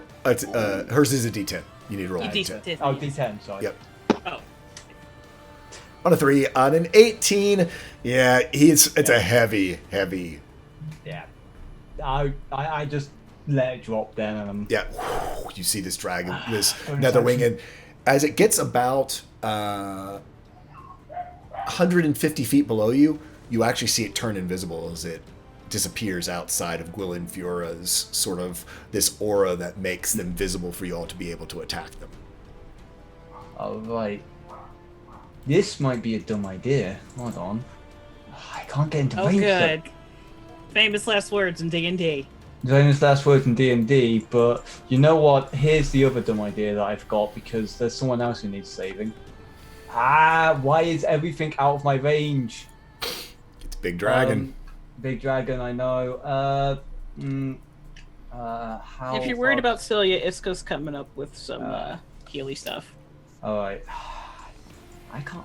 How do I save the dog in this case? I've got. Let him fall. Let him fall. Nope. All right. We'll go set. We'll start going in this direction. Okay. And I'll just shout out, Vidar, you better be coming this way, or I am going to make sure you fall. The next dragon, that dragon is dead, so Iska is up. Alright, as mentioned, Celia's looking bad. She's gonna get some healing. I just gotta double check something. What was that? Oh shoot, ready to go. It's gonna be Cure Wounds. I just gotta. Why doesn't it have a range on here? That's weird. Cure Wounds Whatever. is touch. That's why it doesn't have a range on Yeah, there. she'd have to run, but I think she's in range. I think she can She's get 30 to her. feet. Yeah, isn't she 30 feet? Yep, she's Yeah, just. she's 30 feet. Yep, Yeah, she so can just Iska's run over. gonna go ahead and run over, and we're gonna do a Cure Wounds at, I think, level. You know, we're gonna go ahead and do level 4 is what we'll do. Nice. Because Yeah. that looked like it hurt. Yeah, and this dragon is still alive and kicking pretty good. Yep. It's good. So 20 points back. 20 points of healing. Riley is up. All right. So that dragon is down, and Celia is in need of help. Yep. So he is going to. Well, bonus action, move the hunter's mark to that one and Yep. try and hurt it because That would be can't good. get it to do anything. Pew. Nope, that's not a pew. Yeah, First one 27. doesn't Yeah, count. 27 still hits. 17. 17 does not. Yeah, because it's not blinded. So we'll go ahead and roll that damage for that first one. 16 plus 8, another 6. 24, 30 points of damage. Nice, that's a good hit. This giant sort of ballista type looking arrow off of Lysithia just goes slamming into this dragon's chest, and it roars and looks down and sort of looks over at Riley, as Riley has done some serious damage to it at this point. Next up is Luna. Indeed, it is. I'm just trying to remember if Step of the Wind was a. I think Step of the Wind was a Step bonus of the Wind action. is a bonus action. Okay, yeah, we're gonna Step of the Wind. Oh, actually, question: even the dragon is dead. Am I still slowed for this round? No, as its aura passes away, you are Okay. not slowed. In that case, we will go ahead and Step the Wind, so I can get to the other dragon this round still. Nice. Yeah, because I'm making sure of that, but I'm almost certain I can. Yes, Yep. I definitely can. All right, getting over to, let's say, here, for the sake of argument, and letting this dragon have it. Yep. I'm not. He's actually probably more like there. Just Okay, cool. yeah. That just to make it so. As long as I'm within 10 feet. Yeah, We're you're good. within 10 feet. All right, let him have it with, I think it's still 3. Yeah, it'd still be 3. Okay. Just on a Anytime, side note, Beaver. Jay, the dragon would have had to make the saving throw again at the end of its turn last turn, since it's entered and then finished its turn due to dawn. That last one was so close. So well, I was saying that it was blind. I'm saying it's blind right now. Oh, cool. Yeah, no, my understanding was it's blind now, and it's gonna roll to see whether it keeps its blindness during its attack. I'm probably not doing it exactly as spell, but I've been doing it from beginning to beginning instead of into a begin. You know what I'm saying? Anyway, so you have advantage on these attacks, Luna. So 26, 24, 27 all hit because no, he's not blinded. I'm sorry, he passed. Yeah. Oh, so yeah, I think only one of those hits, unfortunately. Yes, only no. Yes. I'm sorry, I had the Netherwing swarm up. Yep. Nope, just one hits. Okay. 19's the magic number. Still close. All right. Well, I'll roll the damage for 1, and then I still have my Nux up, so we'll add that on top. Yeah. Damage is damage. Yep, damage is damage. So it takes those extra 6 points of damage. It looks at you and sort of roars as it sees you coming over in that cold again, sort of biting into it. See me with them wings, Netherwing. At the end of your turn, as you are now in this one's aura, I do need to make a Constitution saving throw. Thing. I never learn. Con. Be cool dice for once. Sorry, you are slowed once again. I sure am. And All right. it's going to take some attacks. It's going to go 1 at Celia and a couple at Leia. Beginning of its turn. You're right. Let me do its thing. So let's roll its Constitution saving throw. On a 22, it is going to pass, but it's going to take that 17 points of damage, so it is not blind. And it is going to try to make its attacks. So it is going to go for Luna on a 25. Yeah, that'll hit. You take 23 bludgeoning and 6 void. Which I will remember to do this time. Yeah. It's going to take a... does it want to do something different? I like it to do new things. Nope, it's going to do another claw attack against Luna. 28. I just got here. Fine. You are a new threat. 17 bludgeoning plus 12 void, and its last attack against Celia. On a 22, I assume that hits. 19 bludgeoning I and... roll uncanny. Okay, awesome. So that would take you down to 9 bludgeoning and only 1 point of void, as it's been reduced twice. It only got 4 on that roll. For those of you who are hit, I need you to make Constitution. All right, doesn't this thing have 2 things? Doesn't that do something to its attacks or anything, or is it on saves that it does the exhaustion things? It's at 2 only levels. at 3rd level. 3rd level is Oh, when third you level, start okay. getting disadvantage on things.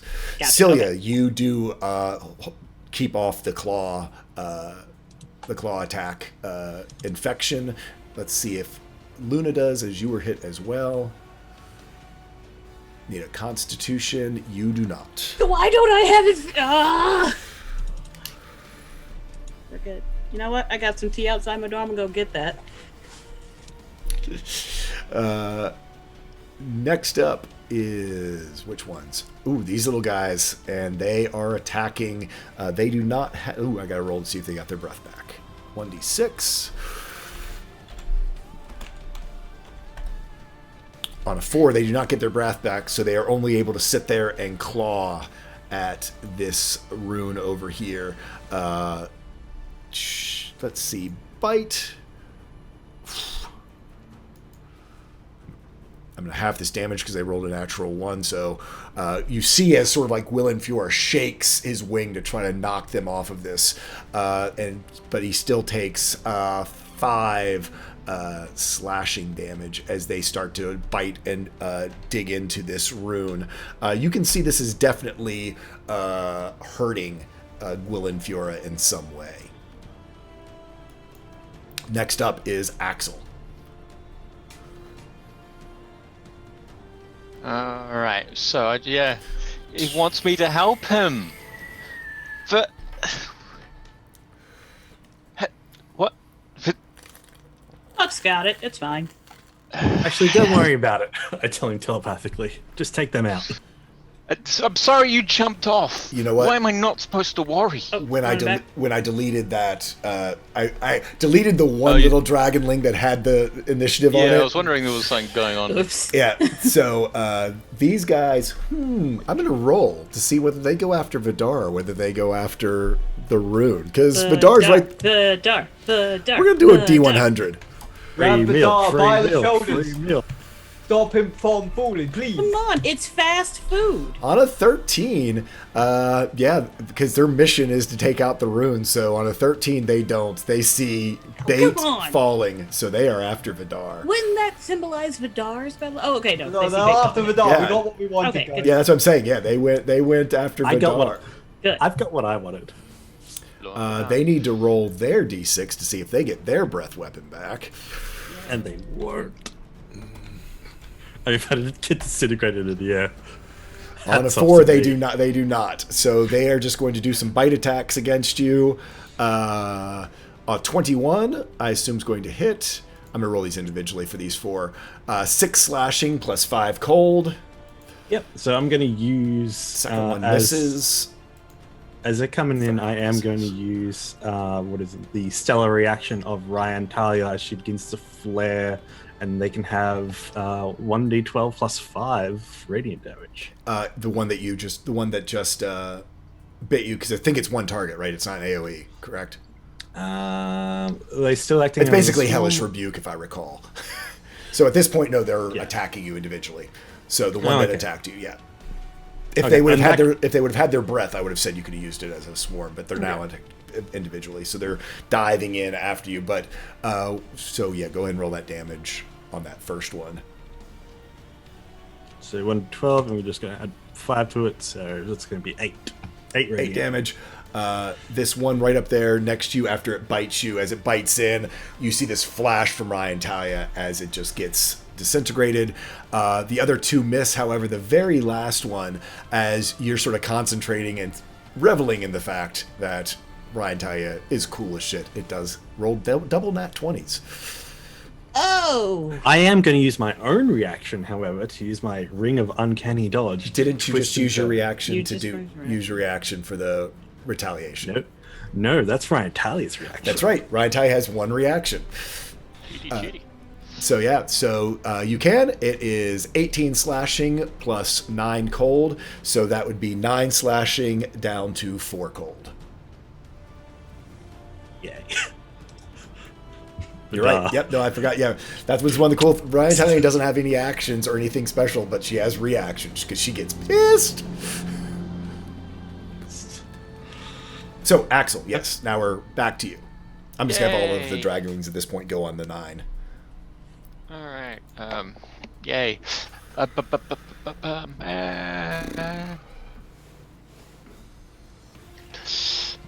These dragonlings are looking about bloodied, about half All right. half alive. Magic missile. 1 for each of them. Okay. And I will also be endeavoring, and I will be again using alchemical casting to deal more damages. Gotcha. 4, 2, and 3 plus 1 each, so 5, 3, and 4. Wait.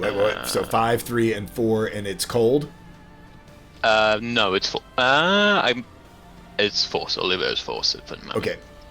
And each of them take an additional 11. Why does it keep doing that? So 11. So one takes 5, 3, and 4. 11. One of them dies. The other 2 are completely. God damn it. Yep, they are almost. I mean, they're so close. Actually, I need to see whether they flee at this point. I'm trusting you to get yourself out of trouble, Vidar, because I'm good. use spells on that. I've used up a lot of spells real quick today. On a 93, Ooh. on a 93, they stay on mission. They do not get afraid and start to run. Vidar is too easy to take. Celia, I really am. you have friends next to you. My poor dragon. I do. I have friends, and I also have advantage. Yeah, you have advantage because you've marked them with the obsidian mark. So yeah, this is gonna be ugly. Kill. If only there was a thing as double advantage, which there is not. Fuck. Languages. No! Wrath of the Fates! Wrath of the Fates! What?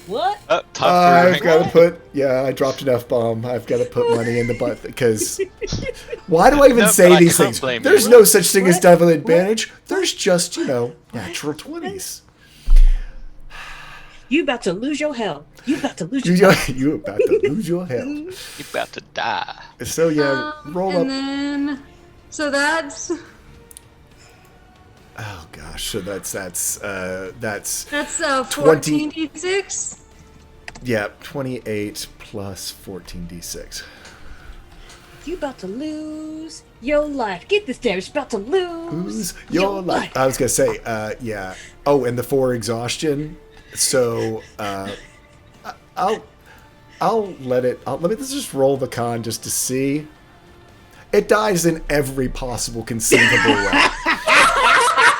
It has 4 levels of it has 4 levels of exhaustion and was overkilled by about 36 hit points. So, Celia, this dragon that beat the crap out of you and tried to use void energy against you. Yeah, tell us. Tell us how this dragon pays for the error of its ways. So you guys watch as Celia's skin just kind of turns a bit translucent as she's holding her daggers. Her eyes blacken and she stares at the dragon. She says, "You just made a mistake." And she jumps up and her dagger goes into the void dragon's head, and she watches as void energy kind of just begins to come from the wound. She says, "I am the only one here that gets to use that." And it falls. Yeah, you just see it start to plummet head over tail. And as it falls, you actually see it sort of disintegrating into void energy as what it was infecting you with now seems to have infected it, until literally before it even gets out of your sight, you see it basically end game out into just ash and dust as it is dead. Boy, mother, I don't feel so good. Yeah. I don't feel so good. Speaking of tumbling end over end, Vidar, you're falling through the sky. I am not. I cast levitate. That will work. Yeah, you've got that. As I basically begin to fall, I just put one foot down and just stand in the air. So, it's great. You're standing in the air. Gwilynfura is still on track, and as levitate is just a vertical movement, not a horizontal movement. Yeah, you're watching as sort of like Gwilynfura's wing is passing over your head rapidly, but you're not falling. Exactly. So I just count 1 and use Solar Step and burn these guys away as I go back up. Oh yeah, that would do it. If I can go 60 feet. I'd say you fell about 60 feet. So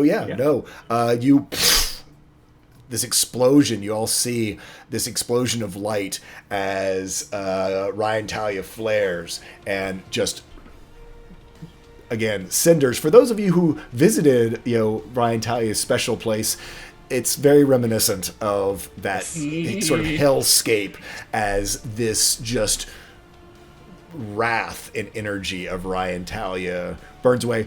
All of you would also kind of pay attention and think about that a little bit, because you're like, if Vidar does that right next to us, that probably is not going to feel too great to us either. Kind of non-discriminate thing. Vidar. He knows I'll choke him. He knows. Oh yeah, I know. You find yourself back up there. I assume you position yourself to not burn up Axel when you land. Correct. Yes.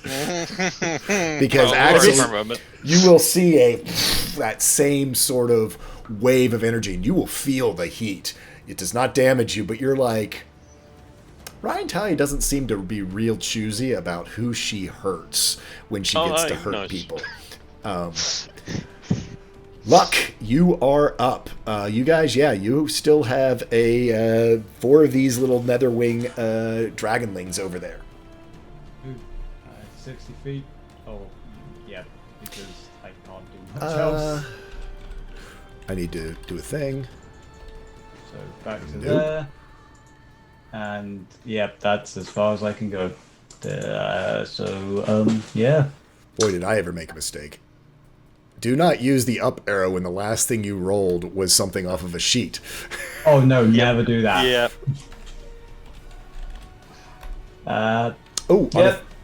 On a 37, as they have lost their sort of things, you see these guys just bolt.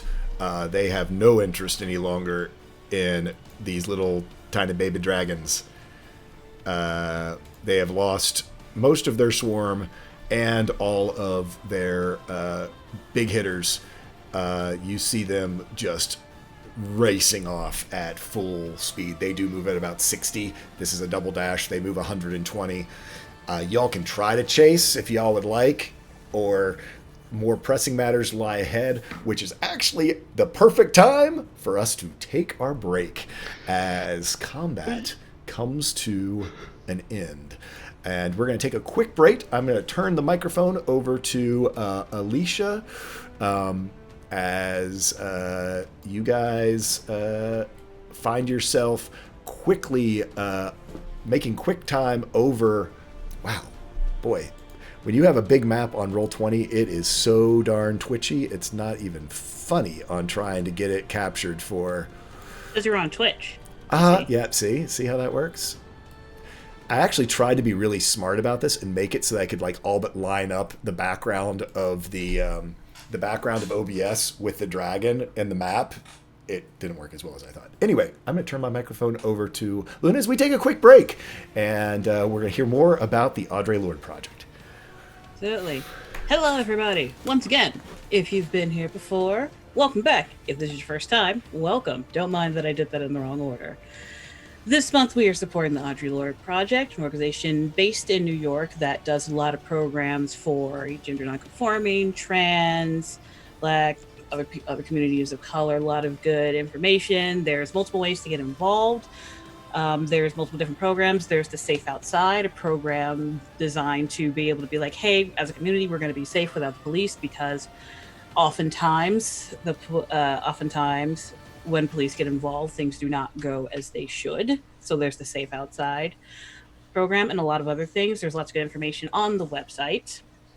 And I do want to take a little time to talk about more specifically what's going on with the protests and Black Lives Matter movement and everything. It's a tenuous time, not only in the States, but everywhere. And the show of solidarity with the protests has been buoying, but I really want people to understand that, one, just so we're clear, it's just Black people want their lives to matter, not matter more or instead of, just straight up matter.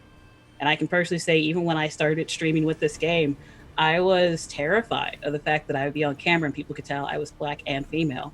I thought I'd get a whole bunch of hate and thing. And we had a couple of idiots in the chat initially, but really good group here. Things got settled very quickly and was made clear that this is a place of acceptance and love, and that's not to be tolerated.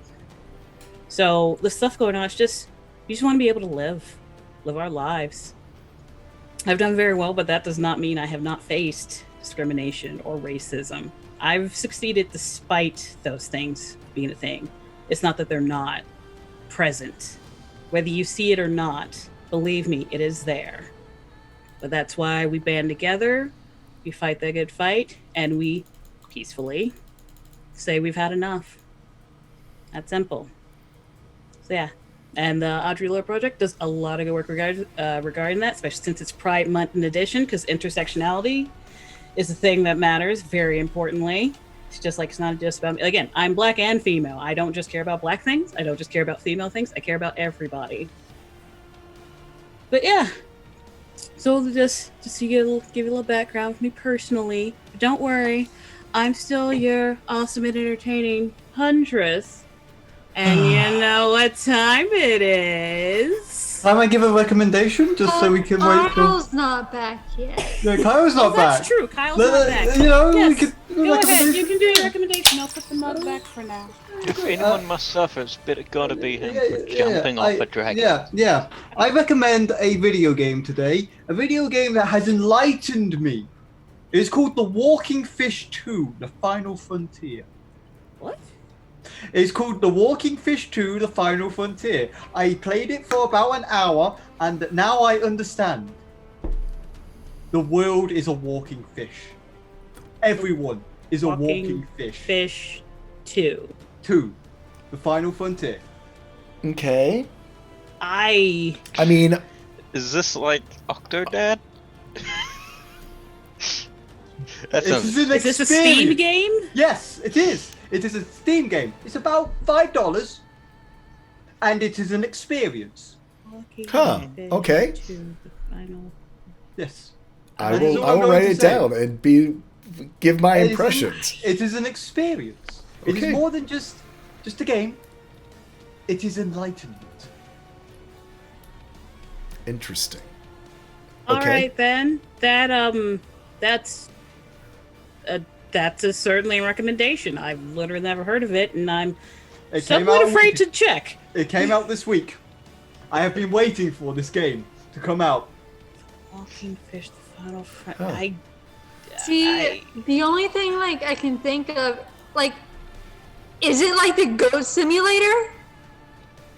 That would be amazing. It is a game about a walking fish. Oh, we're not going I to feel get like it's the Ghost Simulator, but with fish. It's best to experience it yourself. All I can say is you must experience the walking fish. Oh, Kyle is listening. He's just not here physically. Since we're all here in one manner or another, I think it's time for everybody's favorite segment. Pun of the week. Ahem. Why do you know what? I was gonna do a different one, but considering what our recommendation was, I think I know what I'm gonna go with. Why do fish live in salt water? Why? Because pepper makes them sneeze. Da, da, da, da, da, da. You're welcome. You're welcome. I hope it makes you happy. Oh, hail the fish. Better finish that bottle there. Yeah. I opened this before the stream ended. I know. Before the stream started. Yeah. I had half a bowl, so we're getting. Yeah, I'm on my second beer, which for me, is actually kind of a thing. Because. Okay. I am, in fact, finished, New Titans. I am. Thank you. Don't encourage her. Thank you. All right, You're so my pun partner. do you need to say drink responsibly as well? Yes, we will say please that. drink responsibly. We are all of age. Yes. So, Finally, yes. For a while, at the beginning of the program, we were not. If you're drinking and you're out, please have a designated driver or Absolutely. Uber or Lyft or whatever you have in your area. If you're at home, do what you want. Yep. Pretty much. Are these puns gilling you? Are they really gilling you? Oof. Food Age RPG? Are they? Yeah. Are they? No. Okay. Good to know. So let me go ahead and clear off this one because I'm sure we're not going to need initiative again. Diet water. Yeah. Diet water. Mm-hmm. Yeah. I'm sure we're not going to need that. So, Very well. as the battle comes to an end. I guess he's listening, so whatever. Yeah, as the battle comes to an end, Celia and Luna, you feel that void energy still within you. Be cool. And you both take 3 void damage as you seem to be infected with some. Take 1, right? You take 1. Luna, you take 3. Does this count as a disease? It feels like a disease. With your medicine check on my kind of roll, it is definitely a disease. It seems to be that you have become infected with void energy. Cool. Question. Can I try and channel it? Roll me a Constitution saving throw.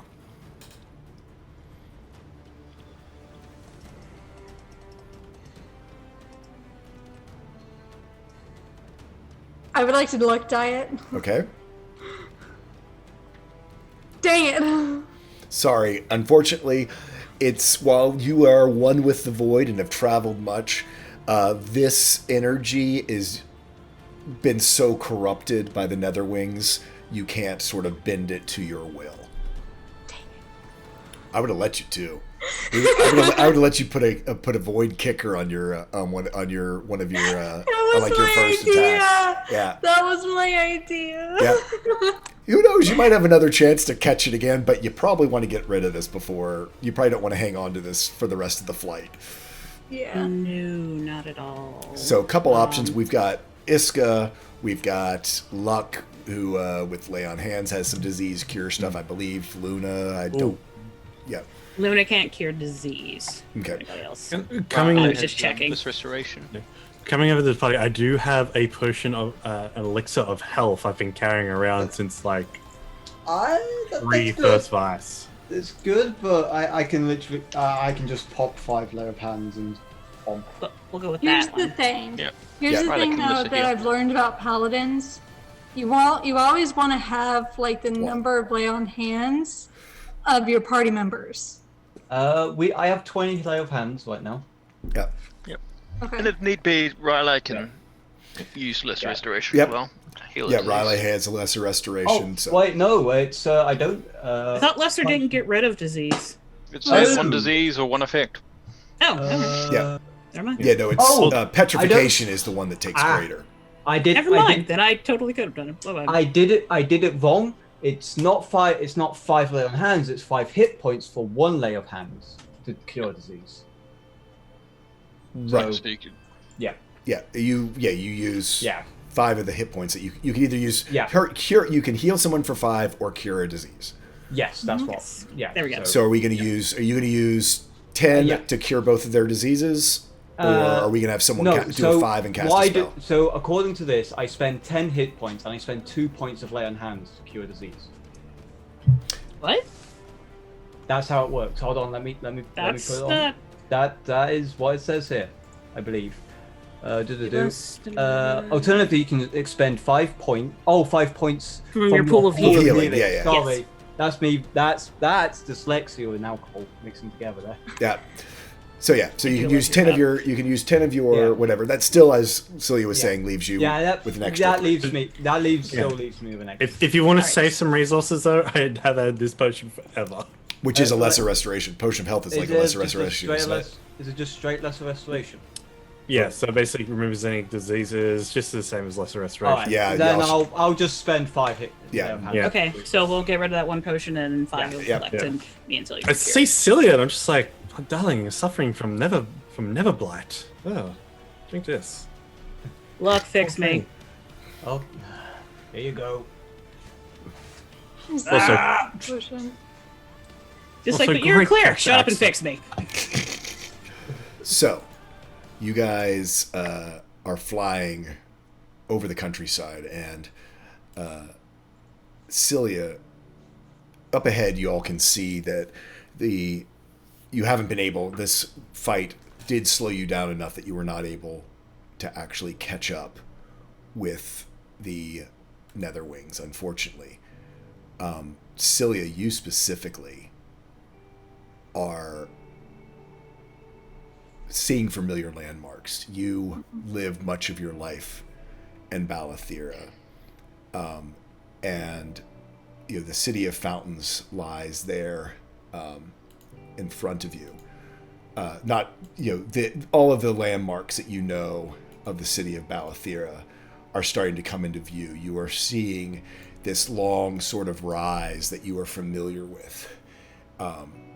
As you are going over top of the road, you come up this rise, and there's that anticipation inside of you as you can sort of have this weird homecoming sort of playing in your head. These green, beautiful hills, and you know that just up ahead, over top of like the next rise, you'll be coming up upon what you used to call as home. The city of fountains, a city of magic, the city of the Obsidian Order with all its good and bad, the people who, for a short time, were your family. And you rise up over top and see there in front of you the huge city of Bal'Ethera. It is built upon this giant bowl, a magical geyser lifting it aloft as it floats gently upon this giant upwelling of magical energy. And that pressure pushing up then powers all of the fountains as they then run through the city and then flow in cascades off of the edges. There in the center, you see the citadel of the adepts and all of the domes of the different schools around it, the towers of magic that are there, as Bal'Ethera, where all destinies lie, sits there in front of you. And as you wing closer, that upswelling of energy and happiness begins to crumble as you start to see destruction rain down as the Netherwings, this swarm that you were chasing, materialize, and these giant dragons begin to siege the city. And you even see as it begins to tip, as it the dragons will land and touch down, their giant weight starting to distort the magics that hold the city aloft. From here you can even hear the screams ahead of you. And there in the sky, breathing down its breath of chaos, you see a match to Bal'Ethera, as now Tua herself lays siege to what once was your home. You all come flying into the city and begin to engage. Whoops, golly, that was a terrible transition. And start to engage in what is happening ahead of you.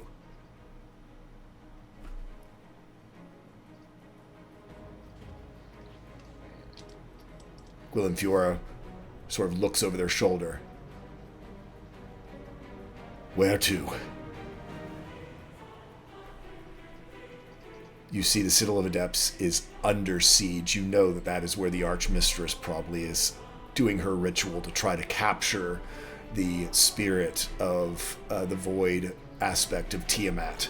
The city is under destruction, and as you approach, you all see, as you sort of go over the ridge to go over this giant lock that holds the city of Bal'Ethera, you see griffins begin to rise. As you see, Rian has reassembled the Sky Mages as they come up to join you, as they begin to assault what once was their home and defend it. You hear telepathically from Rian, "We'll take care of it out here. Get to the Archmistress. Put an end to this. Do what you must to fulfill all of the competing everything that is going on. Get to the Citadel." Bal'Ethera looks for direction. Yeah, Celia will point to the Citadel. And she says, "That's where she is." And she will look to the group. She says, "I'm getting rid of the leader of the Obsidian Order. I cannot let this continue." And she will take the potion, the necrotic sap that she has in her pocket, and she will move her cloak aside and she will hand it to her little friend, Lad Jr. And she says, "Give this to me when I need it." I assume he just kind of takes it in the middle. Yep. And I want to put a note down. So what exactly? I'm sorry, I was doing about 3 different things. yeah, she hands the necrotic sap Yep. to Lad Jr. so that it's ready for her to dump down the leader's throat. Got it. Very good.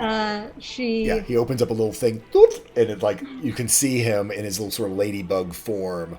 Like the inside of it fills up with this thick, awful looking stuff. It seems as though like it's sort of like maybe fermented a little bit along the way. Probably a little stronger than when you first harvested it. She looks pointedly at Luck. She says, "Listen, I know you're against murder, but this isn't murder, this is justice. They have killed more people than all of us put together. This is justice."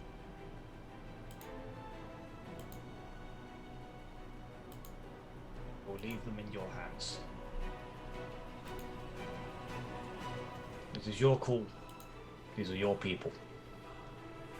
And she looks at the group, she says, "We need to get the citizens to safety."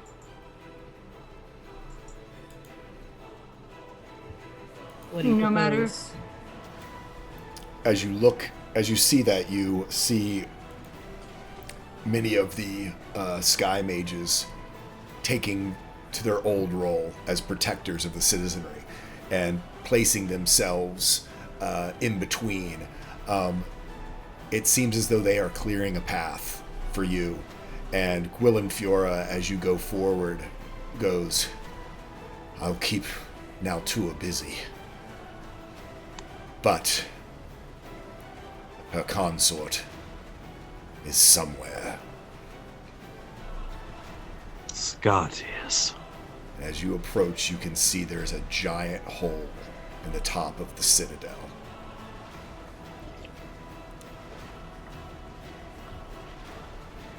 I can drop you in there, but I will have to fight her, looking towards Naltua out here. Okay. Quick question. Can I cash in that potent insight? Yes, you for can. Some tip to give to... Some tip for Gwilynfiora to help them not die terribly. Yeah. The best way to help Gwilynfiora. Even if it's just like, hey, yeah, when this happens, be careful. This is going to happen, something like that. Just, you know. Oh, wow, okay. Knowledge is useful as well. It's just how it works. This is your choice, but I'm going... Portents are often... Yeah, that's true. Involve choices. There's probably only one way Gwilynfiora will survive. And that is if Riley stays with them. To be able to harness the power of life and death. To rejuvenate the runes that are holding them together.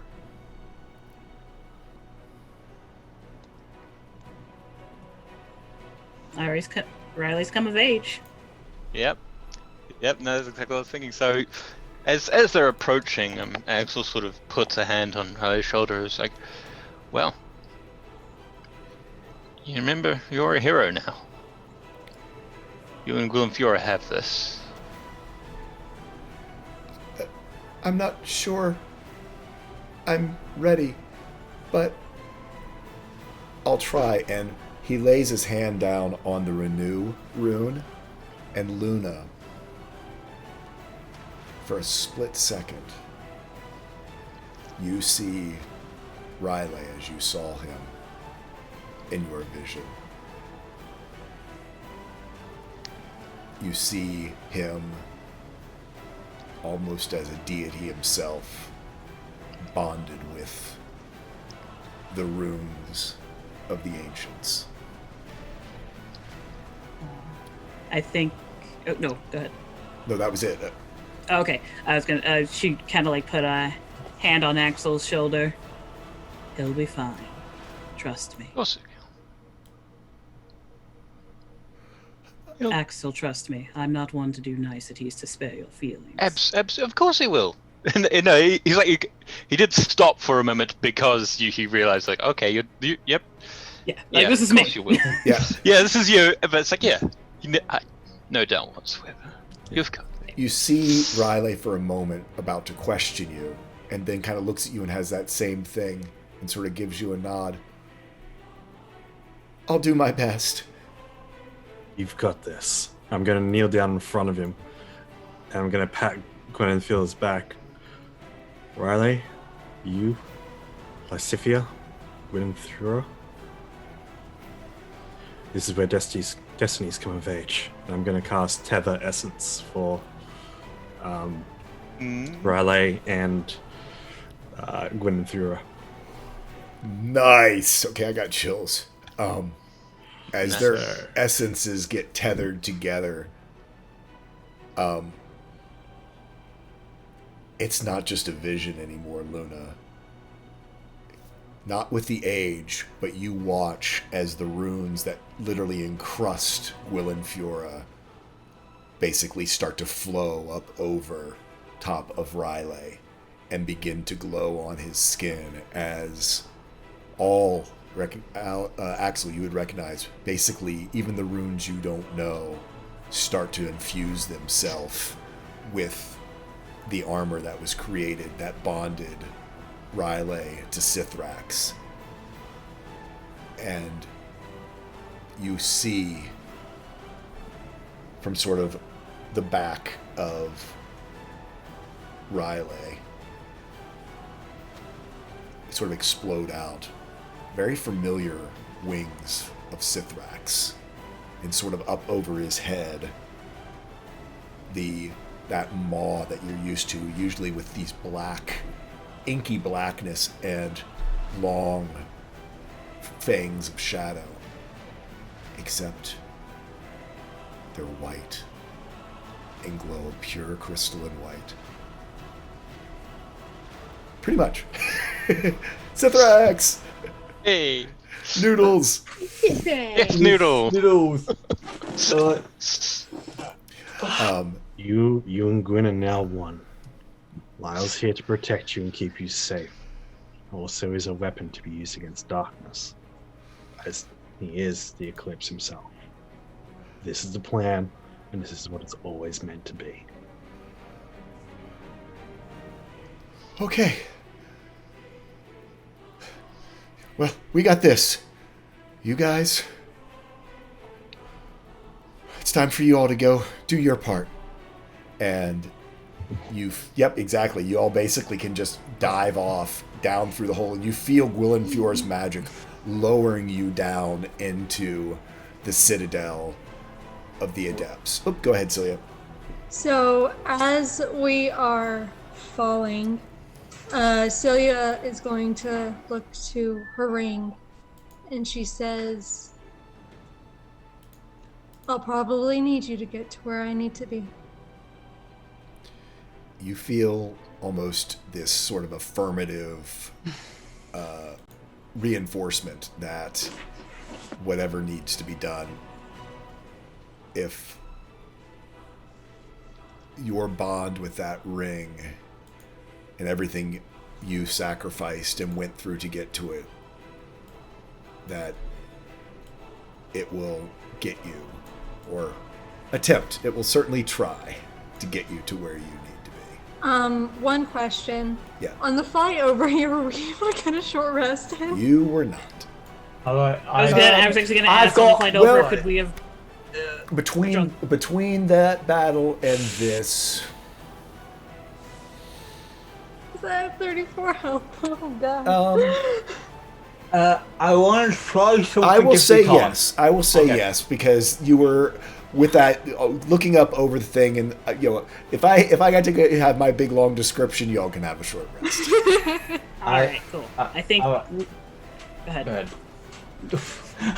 All right. I'm gonna try my celestial channeling. Nice. I'm gonna give it a shot. Okay. I was gonna say Iska could probably do the Song of Rest thing. Yeah, she would do the Song of Rest. Unfortunately, no. Not quite yet. Not quite yet.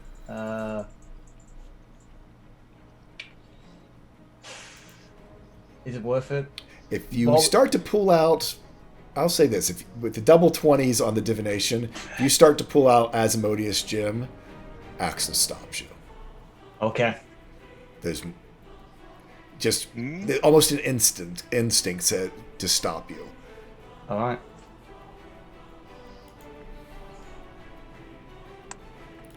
You guys fall down through the hole.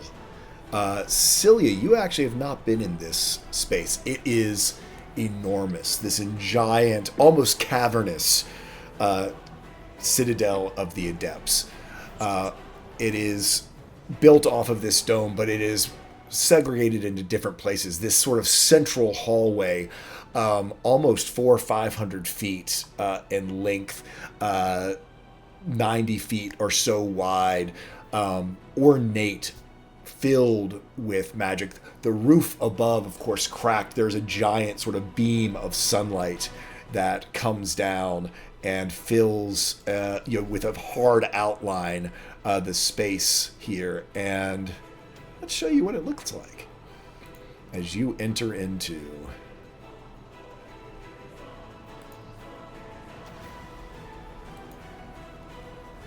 this citadel of the Adepts. and you land, and in the shadow in front of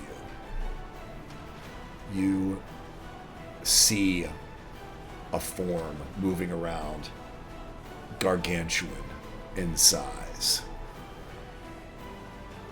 Even in the shadow, while you were expecting sort of an inky darkness, a hole in that shadow that was even darker, that is not what you see.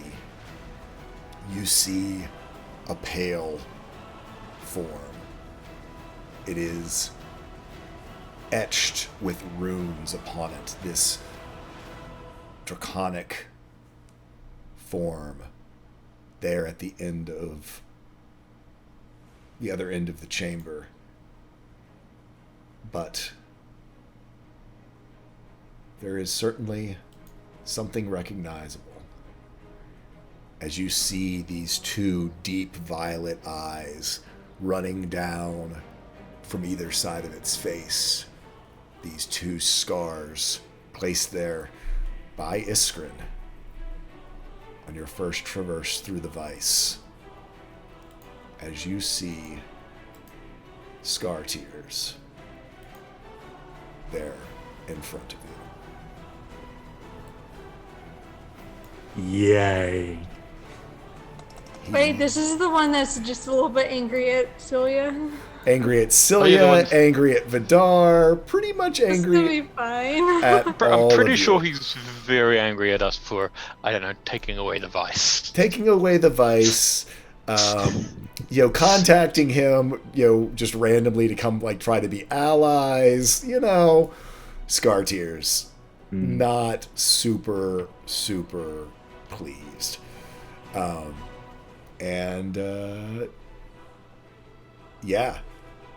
Roars at you. And I need everybody to roll me some initiative. We're doing great. We're good. We got this. You're Doing fine. great. It's fine. It's fine. Oh no. Oh, I'm doing- Damn it. Okay. I didn't select the token, but okay. I'll fix that. Yeah, just let me We're know. fine. We're fine. Fine. Okay. Is he walking on the ground? He is Good as walking that on the one ground. is, she rolled Do me an 18 intelligence check. first. Wait, that's interesting. I'd like to mulligan that. Okay. Axel can do an intelligence check as well, as it is very interesting that they're walking It's on the ground. it's blown my mind. I have no idea. I'm just like, hey, wait a minute. My What plan. cheating? What are you doing? Axel puts it together pretty quick, though. This city isn't in contact with the ground. It's floating on top of the giant geyser of water. There is no direct conduit to the ground here, so the Netherwinds are not affected by being grounded. That's cheating. That is cheap. Oh, damn straight it is! Right, time to drop the city to the earth. That is always an option to drop the city to the earth, but I don't think that's the best option. Luna, did I need to edit your initiative, or did you get it right? No, yeah, because the first one was honestly Iska's, so it's Okay, cool. I changed it, even though she rolled way better the second time. The lawful good player would like to stop you right there. Oh, hold up! Just hold on for just. No, we have a bunch of civilians on this Look, level. we're just gonna use Graviraga for a little bit. It'll go back. It's fine. I've played Kingdom Hearts. I know how gravity works. I know how Newton's second law works. There you Law go. shma. Would I have been able Explosion will be fine. to read a scroll before coming in here and prepared? We know we're coming into the citadel. Could we have prepared anything beforehand? I gave y'all a short rest. Yeah, I'm saying no. Okay. You did give us a short rest. I gave y'all a short Oh. rest. So I read will my- say that circle is where there is actual sunlight coming into the building. Not that that matters at all. So, just to clarify, we drifted down slowly through a beam of light. Pretty From the much. It's very cinematic. It was very cinematic. I should have described it a little bit more cinematically. But yes, you all came sort of drifting down, and as you came down and landed and your eyes adjusted, you then saw, Yeah. Bug eyes. yep, our buddy Scar Tears sitting over there across from you. However, he apparently was not expecting you. You see him basically looking down these hallways and into these side chambers that you are able to see somewhat. He seems to be distracted, as though perhaps other things were in here, maybe trying to, keep him out. So we will start off. Axel, what would you like to do? Yeah. Hello there. Points a finger. Ooh, oh shit. Why is that a strength save? That shouldn't be a strength save. That's It's a definitely dex not save. strength save. Disintegrate, I don't think is a strength save, That is it? doesn't sound right. It isn't. No, it's a dex. It's a It's a dex. It's a dexterity. dex save. Yeah. It's a dex. I don't know why it rolled that, but it makes no difference in the end. Okay. It still has to roll the same number. So let's see. Why not start with the big guns? So, oh man, you see Does he do this it? beam come shooting across, and I gotta do it because he failed his save, so he is going to use his mythic reaction. Ooh. And wait a second. Wait a second. Oh, He is not going to use he is not going to use it because it is for a spell that targets you, and this does not target you. There is not an attack roll on it, so he is going to have to use something worse or something different. He is going to use his void body, and as a reaction, you see this beam shoot into him. You see it strike him, and almost as an instinct, you see his body basically turn into just this hole in space, just becoming one with the void. And you see the beam pass through it as his void body has shrugged off the damage from this. It passes through without hurting him. digs a hole in the wall behind him. It definitely digs a hole in the water in the thing behind it. You see him then turn around to you, and it's weird. You feel this sort of connection with you, as though he has attuned himself to the damage you cause, but not to the damage that anyone else causes him.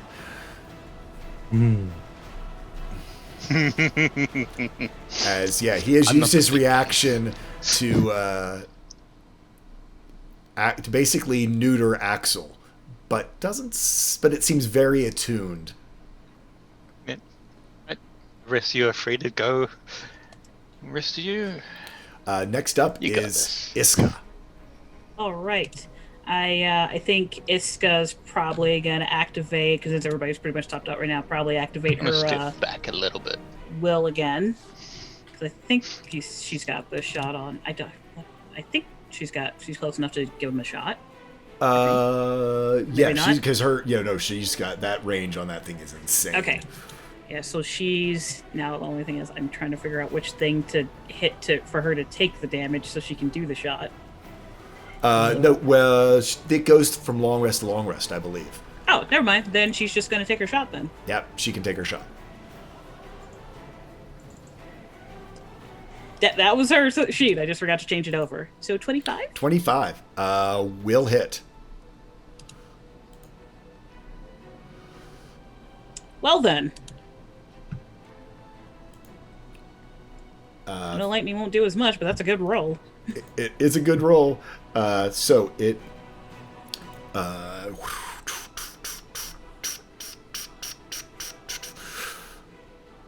You do see that as it goes into it,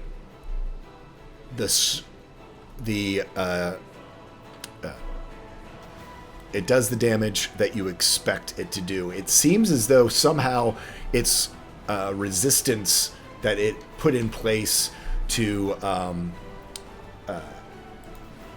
Axel's damage for this round has made it so that resistances to other damages are not as effective during this round. Is in order to keep from getting hit with the big gun, perhaps it had to channel a lot of its resistance power into that single defense. All right. So yeah, so that's her action. I think for her bonus, she will give a inspiration to Vidar, saying, "You ready to sparkle, Star Boy?" Oh, yes. And that's her turn. Cool. Next up is Vidar. Okay. Okay. All right. I'm going to use Hexblade Curse Okay. on this bad boy, and by shining out, reflecting the light of Ryan Tally onto it, and then. So you put Quick question. Hexblaze on it. Okay. Mm-hmm. Am I able to take someone with me when I solo step, or is that just one-way travel? It's just you. Okay, no worries. Thank you. I just want to be sure of that. And I am ascended stepping. Yeah. Be sure to check your range. You know you don't want so you don't get anybody. Yeah. Okay, so I'm gonna drink. Can I drink a potion and I can drink a potion as a free action? Not as a free action, no. It is too easy. Yeah. It is a bonus action. You have, if it was in your holster, there are 3 potions in your holster. Most people have been that we've been saying that it's people's healing potion, but you can again. So you have 3 potions as a bonus action, and then otherwise it's a full action. So you are welcome to say it's in your holster. We'll arm wave that, but remember you only have 3 total that are in your holster as a bonus. Okay, it's a potion of speed then. Okay. And then I'm going to cast Sunbeam. By raising Ryan Tally up and blasting Scartears straight to the face. Okay, so Constitution save by Scartears. Pew pew pew. Laser sword. It does make it save, but it still takes the damage, correct? Correct. And yeah, as I said, having used Void Body, as you see this just line of light goes burning across their hide, leaving a scar behind it, cutting through the runes and sort of right there along the side of its body. So that's your bonus, your action. And my movement, that's okay. That's all of it, and I do get because of the potion of haste, I get a +2 to AC. Okay, cool. Luna, you are up next. All right, I'm going to spend a key and step of the wind, so I can get right all up in his business. Okay. And that's what means I won't have the frost up, but at least I got to him this round. We're gonna punch away. Okay, go for it. All right. Uno, dos, tres. Well, I'm gonna guess the last 2 hit. The last 2 hit. Okay. So, boom, and boom. So you just sort of start beating, slamming into him. That first one you sort of whiff around. The next one you find, punch it right in where the beam from Vidar had burned it away, and just slam your fist right in there, taking advantage of the sort of break in in their defenses, and then follow up and give them another slam into there. However, as you are right up on this Netherwing, I'm not done with. Is this a reaction? No, it's not a reaction. Go for it. I am not done with my movement because I only moved 75 if I remember correctly. Okay, perfect. Yeah. And if he uses his reaction on me, that's fine. Okay. So she's going to go ahead and then hop back 20 feet. I'm just first. Okay. Yep. You hop back 20 feet. Yep. Nope. And you sort of feel yourself exit from that same sort of aura that had affected you up in the air before. And as he used his reaction to use for Axel, he does not have an attack of opportunity. I was willing to take that hit. All right, cool. Luck, you are up next. By this point, I think your wings is faded. How long they last? Oh yeah, like a minute, or something. Okay, yeah, they faded, but you've had a short rest. So. All right. I don't get. What I get on a short rest is my stuff backs, but at the same time, I've got to deactivate this for bonus action. Actually, a short rest does me more harm. Yeah. Alright, that's fine. Alright, so we take that as a bonus action, we'll move forward 30 feet, and as an action, you know what? As we're sort of sparking our pickaxe along the ground, it sort of shoots out above him as a sacred flame. Nice.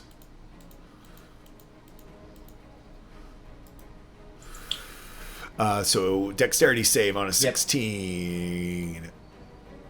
Ooh, he hits a natural 1. Yes! Full damage. Yep. Everything's fallen against him so far. But big sack of hit points.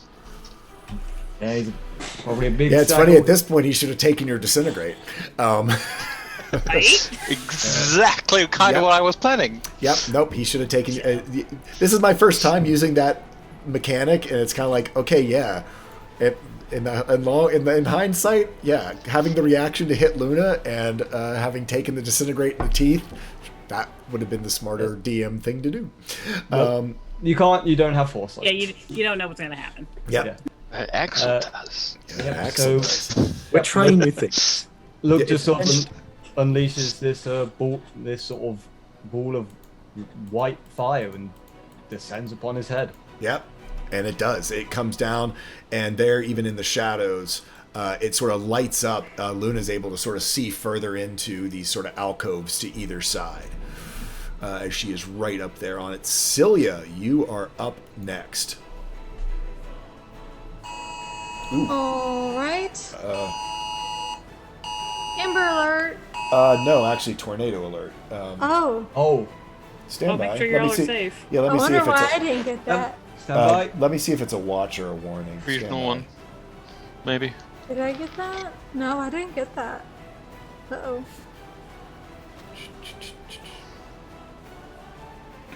Thank you, everyone, for joining us here tonight. We Sorry, are stand really by. Getting into tonight's game. It is.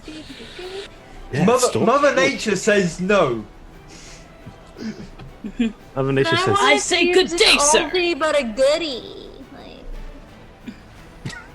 You know what this would be a good time for? You to say a pun. You had so much wine.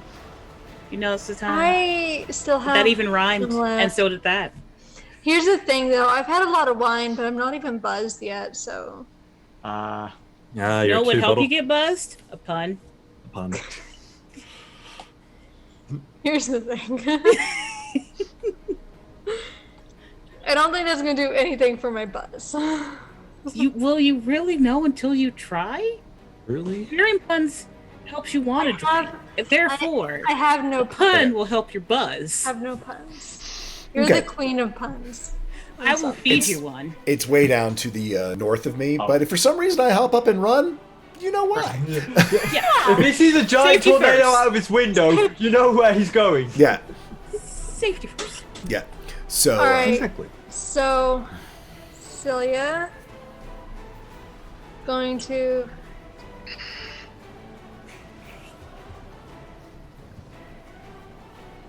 $60. She'll use her bonus action to dash. okay. And she's gonna pull out an oldie but a goodie. As I have advantage because I'm going before him in initiative. Yep. That's true. And I place my hand on my necklace Oh, and I pull wow. out the shuriken. Love it. Bring out those shurikens And of Coraline. I'm going to go for a trick throw. Oh yeah, of you are. blinding.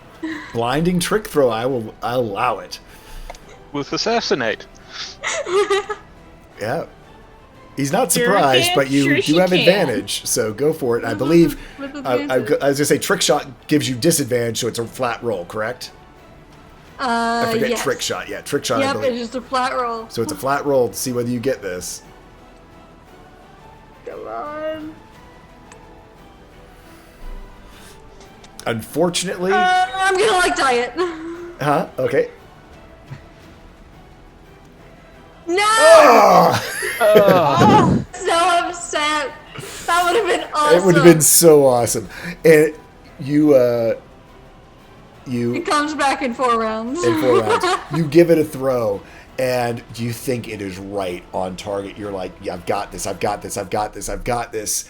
And right as it like is about to look like it's going to sink right into his eye, for whatever reason, blinks. Dink, dink, and lands on the ground. Oh, man, that would have been epic. It would have been epic. 100%. See, then Celia could have been the one that banished him and then blinded him. So, let's see. So that's it? Were you blindsided by that failure? Well, how far away is Vidar? See, I told you puns help. Look at that in action. See, chat. 60 feet. See? 60 feet. Yes, puns help you, sir.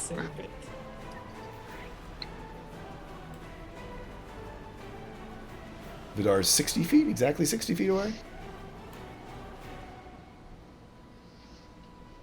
I got it measured a little bit longer, but if you were within 60 feet, so that you could do a spell before, that's because how long's your line? Yeah, so you were 60 feet away.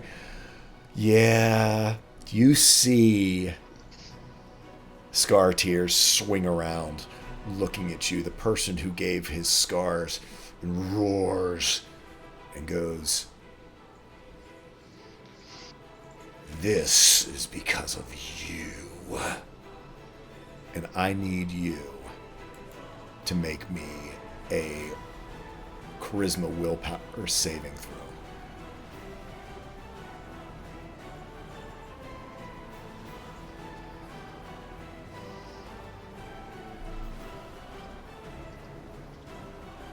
I'm sorry, you were muted.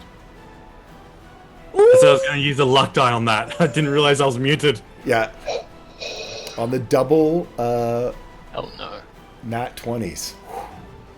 You, oh, this is so good too. You feel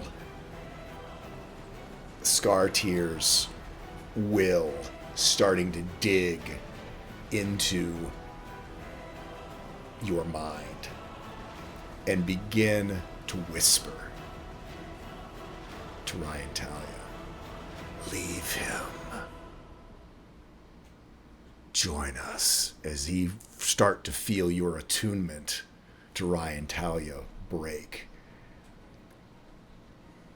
And Ryan Talia, you hear her voice, "He's mine, darling." It locks him out of your brain as his break attunement ability fails. I'm going to flourish my sword and say, "Tell me, Scar Tears, what's it like to finally experience fear?" Let's see. Wow, that was his action too. Do I Have an intimidation check on a 27. Okay, let's see. On a wisdom save. Interesting. He got a natural 20, which is only which is only a 26. And there is a slight blanching. Perhaps not of Vidar, but certainly of Ryan Talia. The combination is a package. Wow. Okay, was not expecting that. So, that is that.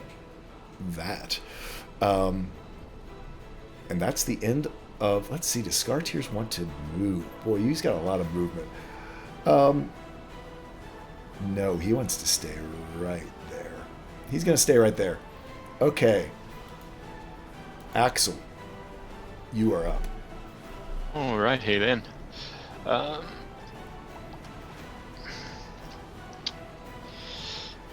Why did I close my character sheet as soon as you said it was my turn? I don't know. Been thinking about what to do, and I still haven't decided. Really a silly thing to do. So he will.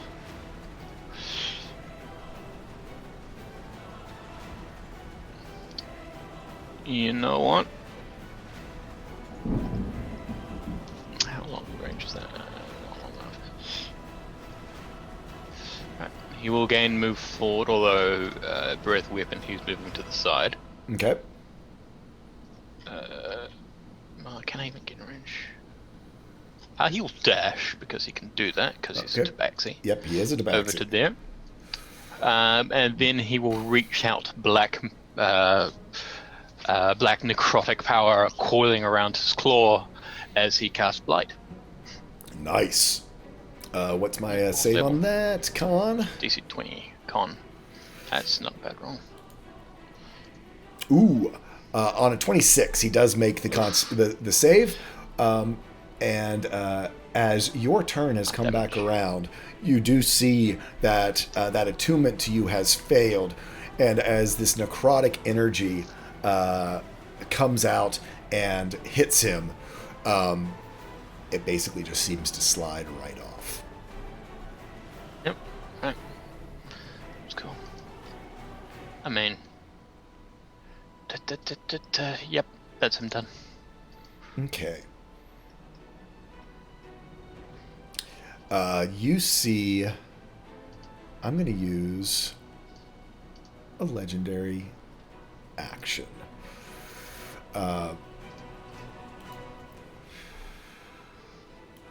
You see...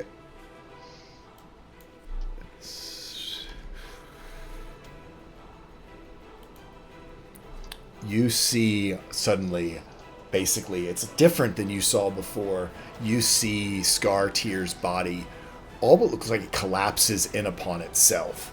And just this giant sort of vortex, his body just becomes this outline, and there's vortex of void energy just starts to pull everything towards it. I need Celia, Luna, Luck, and Vidar to make me a dexterity saving throw. Mine's at advantage. Oh wait, I have Shield Master. The Shield Master.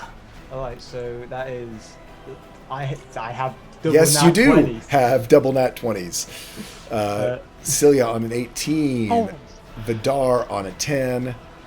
If it really matters, that's a 26. Yeah, We've and had Luna, so many double nat 20s. yeah, and look, so only Vidar, you get pulled 30 feet directly towards Scar Tears. Everyone else, you are basically able to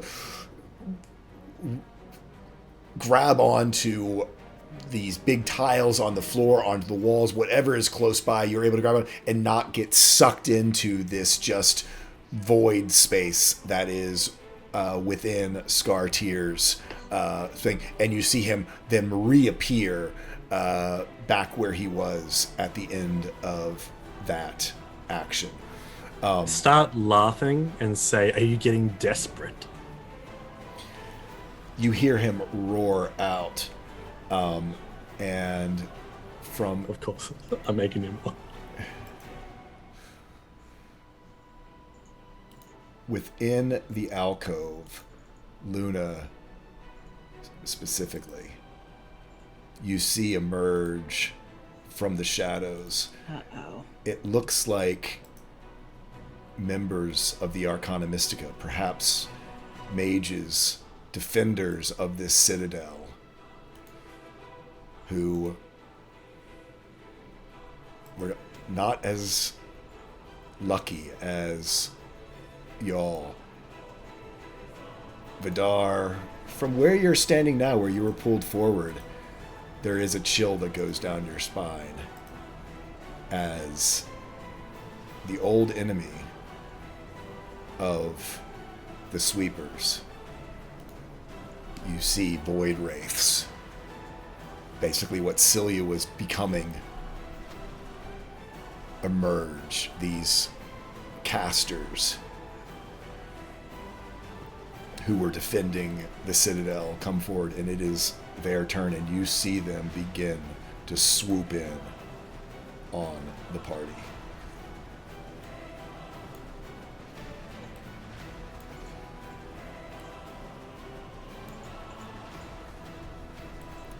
All of them are basically going to double dash as these undead spectral forms infected by the void under the control of Scartiers begin to converge on the party. Next up is Iska. Right. I think Iska is, because Iska doesn't see. Well, she sees that one ring wraith, but I think she's still going to be. Actually, you know what? No, seeing this one right here. This one right here. Head for Cilia. I think she might take a shot at that instead. Okay. So. 12. Where'd it go?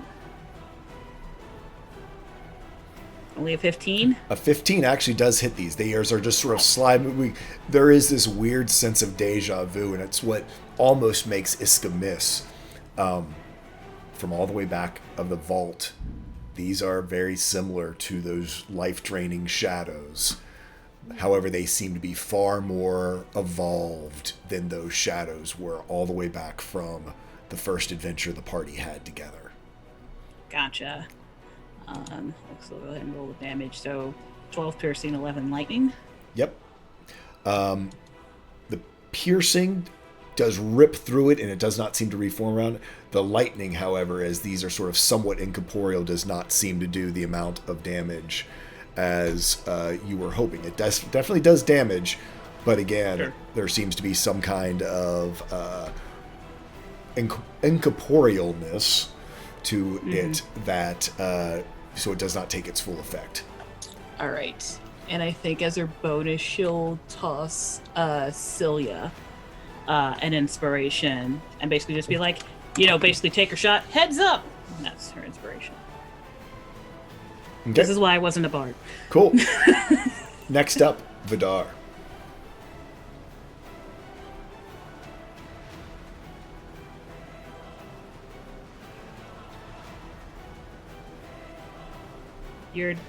Are you muted? I think you're muted. I am muted. Yes, I got too excited. I'm going to say mentally to Ryan Talia, let's get the Frost Prince out of here once and for all and shove that thing down its throat.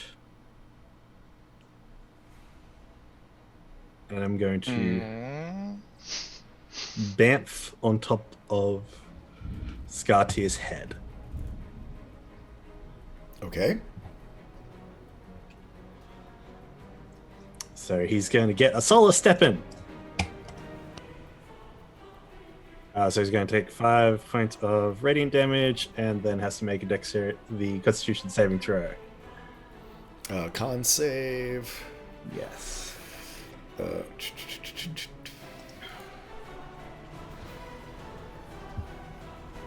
What is your DC? He DC 15. Yeah, 18. So he whatever, and you does take that radiant damage. You do see that the radiant does seem to affect him. No longer being shrouded in the void, he does seem to take full damage from radiant. It's 5? 10. 10. Yeah. As you land on top of their head. It roars back and forth. This giant sort of big protrusion on its nose, trying to sort of reach back and sort of is shaking its head around as you land on its back. I do need you to make a dexterity saving throw to see if you can stay up there and not get thrown off. Oh, good. I've got this at advantage. 17. On I a will use that s- bardic inspiration as well from Iska, which is a D10, correct? Yep. Yeah, wonderful. 3. On a 20. 20, a dirty 20, you just are able to hold on, barely, as they are shaking their head around. Oh, you're resisting so much. How unfortunate. I'm going to make 2 swings against him. And, 19. 19. King. I'm going to luck die that. You already know that it failed. You can't luck die after you know that it failed. Okay. Well, the second swing's going to come around as well. On a 28. 28 is going to hit. Yeah. And we're going to smite that up. For... and he goes prone. He is gargantuan. He is larger than you. Okay. Yep. No. See, he is immune to prone. But that slashing damage absolutely digs right into him. No problem. The necrotic slides right off. But the force damage, stand by. I gotta remember. God, he's got so many resistances. Force. This is a force. We're screwed. Yeah, force. It does not seem to take full effect. Ooh. Lame. That's really bad.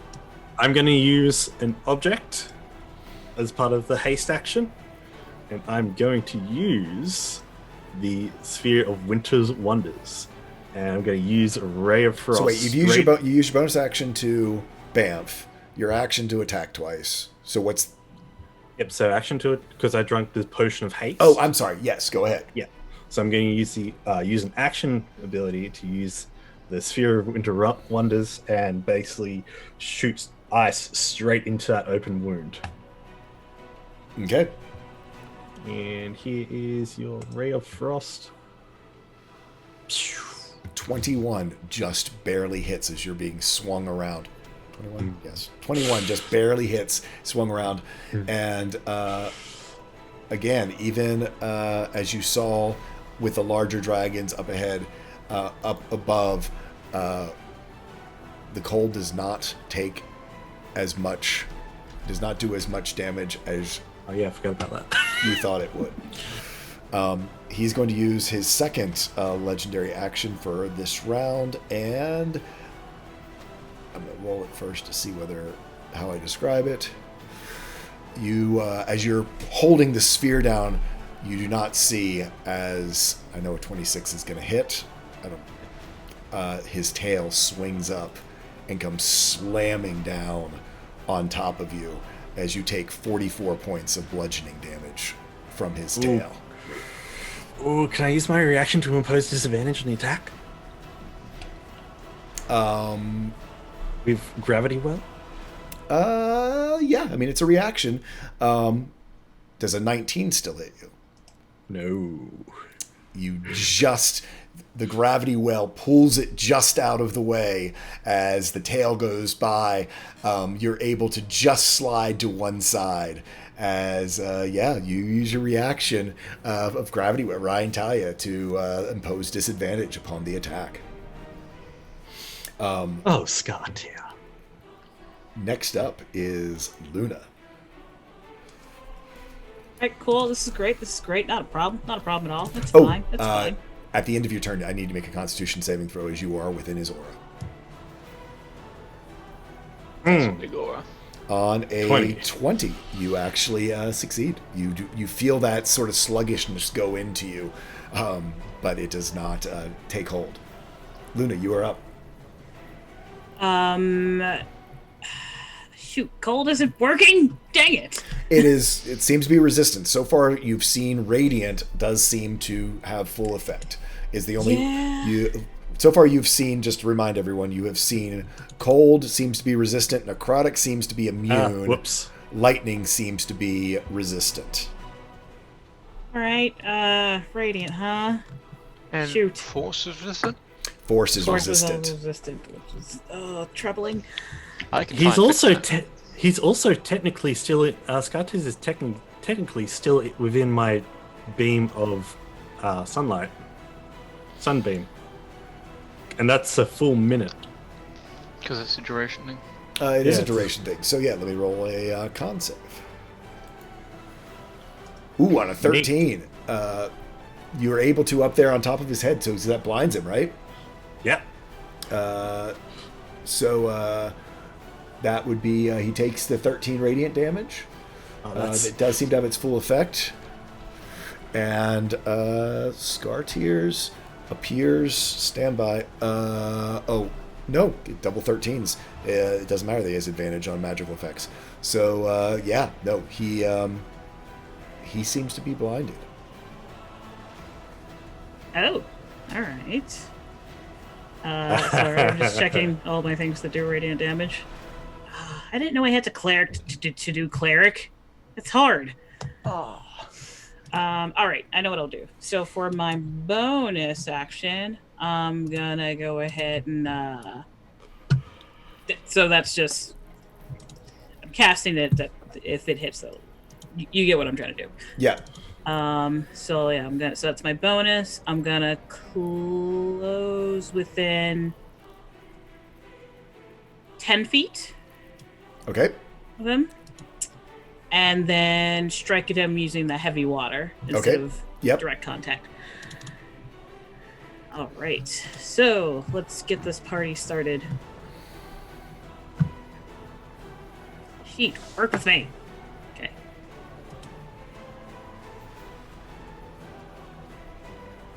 One and 20. The 21's just barely hit. I'll take it. So okay, so that's the 11 radiant, and then 8 and 7, so that's 15.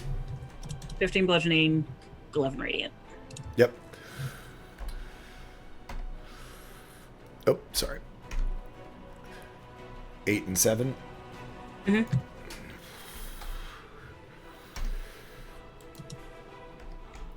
Bam, bam, bam. You hit into Scar Tears, this incredibly tough hard. Just, you're just trying to find breaches in his hide from where others have damaged him. But he is one tough creature. But you are making headway.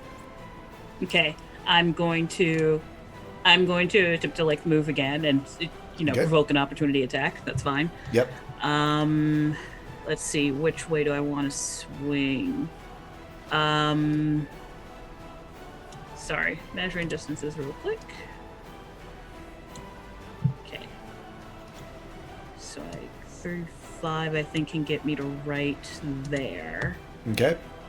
Actually, did I exit out of his range doing that or not? You not quite. You In that case, that doesn't provoke an opportunity attack. You have to I have to actually exit out of his range in order for it to proct. So that's what I'm trying to figure out, because he has different range for different attacks, and I was. So here's the thing: I'm going to ask the party. Do you want him to be able to take an opportunity attack with his bite or just with his claws? And there is a whole. I'm happy to go either way. That if he can only opportunity with his claws, you did exit. If we want to have it as bite, but it means that he's able to bite in the future as an opportunity attack. I take the claws. Okay. law. I would say claws. It would make a bit more sense if it was the claws. Yep. So he opportunity attacks on a claw. It's a 32. Yeah, that'll hit. He had a 33 if it had been advantage, which would have been a crit. But it was not. So you take 24 points of slashing, 19 points of void, and you need to make a Constitution saving throw. I will. So in terms of the void, I'm going to go ahead and activate my sphere. Okay. As a my reaction. Yep. Which gives half, or is it full immunity? I believe it was half, unless Half. that I believe it's changed half with as my well. level up. Yeah, no, so 18, so which would be 9 points of void, but 24 points of slashing. That's fine. And I need that So- Constitution saving throw. Yep. Give me a sec. Alright, Constitution saving throw. I have failed just about all these. Let's see. I don't. I should give myself inspiration one of these times. I have not. So, oh well. On a 16, unfortunately, you feel that void energy infect you. It is not the slowing, it is just you feel it once again has taken root sort of in your bones. The disease. You feel that the disease Right. The disease has taken root as you've already solved this. It's okay. I'll have luck fix it again. Yep. Speaking of luck, it is Luck's turn. Stand by. Do I want to take my third? Oh yeah, hell yeah, I do. He's gonna take his third action and swing his tail again. Anything you'd like to do, Vidar, as the tail comes swinging back around at you? Actually, I think Gravity Well you can only use once as a reaction, correct? Correct. So yeah. Actually, reaction. Damn. I'm gonna stick him with Ryan Talia's what's it called? Ryan Talia's stellar reaction, so he could have some radiant damage In return, okay. Yeah. It unfortunately was a nat 20. So you take 58 points of bludgeoning damage as it comes slamming, as his tail comes slamming down, and I need you to make a strength save to not be, at this point, knocked. It's knocked prone. I'm going to say knocked off. Strength saving throw. Yep. Cool. On 11, you get knocked I off. will use that legendary resistance to succeed. Okay. So yeah, you somehow manage to hold on, but you do still take that, what did I say, 58? Yeah, 58 points of bludgeoning damage from the tail as it comes swinging around and slams down upon you. Luck, you are up. I've got two options here, and I think I'm going to go with my first one. So I'm going to dash up 60 feet this way, and I am going to activate my Channel Divinity. Okay. The Champions Challenge, and I shall issue a challenge to 1, 2, 3. Okay, cool. That's your action, I believe? That is my bonus action. Bonus, and you dash to get there. Dash right? to get there. Okay, so that's that. Celia, you are up. Alrighty. Oh, Do me a perception check. okay. 22. Stand by. I just need to make sure that I had something set correctly.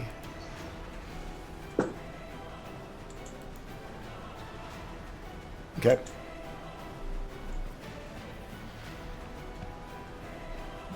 Okay. Okay. 5, 10, 15, 20, 25, 30. I'm gonna smack it. Smack him. Give me a hit. Oh god. Advantage, because Vidar's on top. For once. And is blind. I will use That's my true, inspiration. blind, so that Yep, works. you have an inspiration. Yep. It's a D10. Yes. Okay. Yeah. So that is a 25. That will hit. And I don't know why it's not putting my sneak attack on there. I freaking have it as like extra damage die, but it's not putting it on there. Plus an extra 21. Yep, 36 total. And bonus action, I will mark him. Very good. And that's my movement, that's my action, bonus action, that's it. That's my turn. Okay. Comes around to Scartier's turn, and you are still within the aura, so I need you to roll me a Constitution saving throw.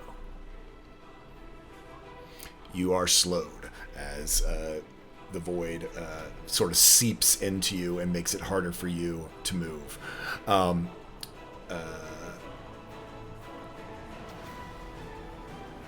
Scartiers is going to make some attacks. He's gonna claw at Vidar, of course. Up on his head. If he's blind, does he hit himself in the face? Oh shoot! I forgot I also had this. Oh, Yeah, actually, does I mean- he? It's through the end of his. When is it through the blindness? I forget. Do I get to roll it? Spell. I'm guessing the end of turn, but double check. Blind until the end of my next turn. Until the end of your next turn. Okay, cool. So yeah, blinded actually in that case does not hit. Oh, wait a second. Yeah, no, he can be blinded. So does not hit on his first attack against Vidar. Is going to make a second attack, sort of reaching out where he felt Celia attack from. 24, I believe, is still going to hit Celia. I should have gone with someone else since she's not here. Whoops. I'll roll that. Now I'll go ahead and roll it. So we'll just tell her. For 19 slashing and 7 void. Remind me to tell her that. And then is going to make a bite. Who looks tasty? I think Luck does. Part of me says Luck looks tasty as well, but he hasn't really done anything to him yet. He's just this big glowing target. Tell you what, I'm going to roll for it. I'm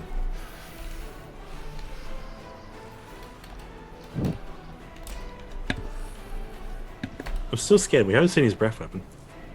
That's going to be Luna. He's going to try and take a bite out of Luna. Why? The whole reason I got out of range was to take the claw. Because it's 15. That's what I was saying. His bite is 15. But he's blinded and rolls a 13. And, Yay! That didn't hit me. And misses. You just hear this as these jaws slam shut together behind him. And with that, other than the fact that he gets all his other things back, that is going to be his turn. Next up is Axel.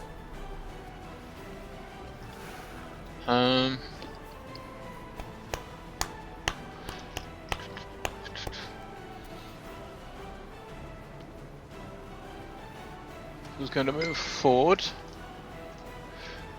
And he is going to, from around his neck, pull out a golden pendant, as he will use that to cast Dawn. Nice.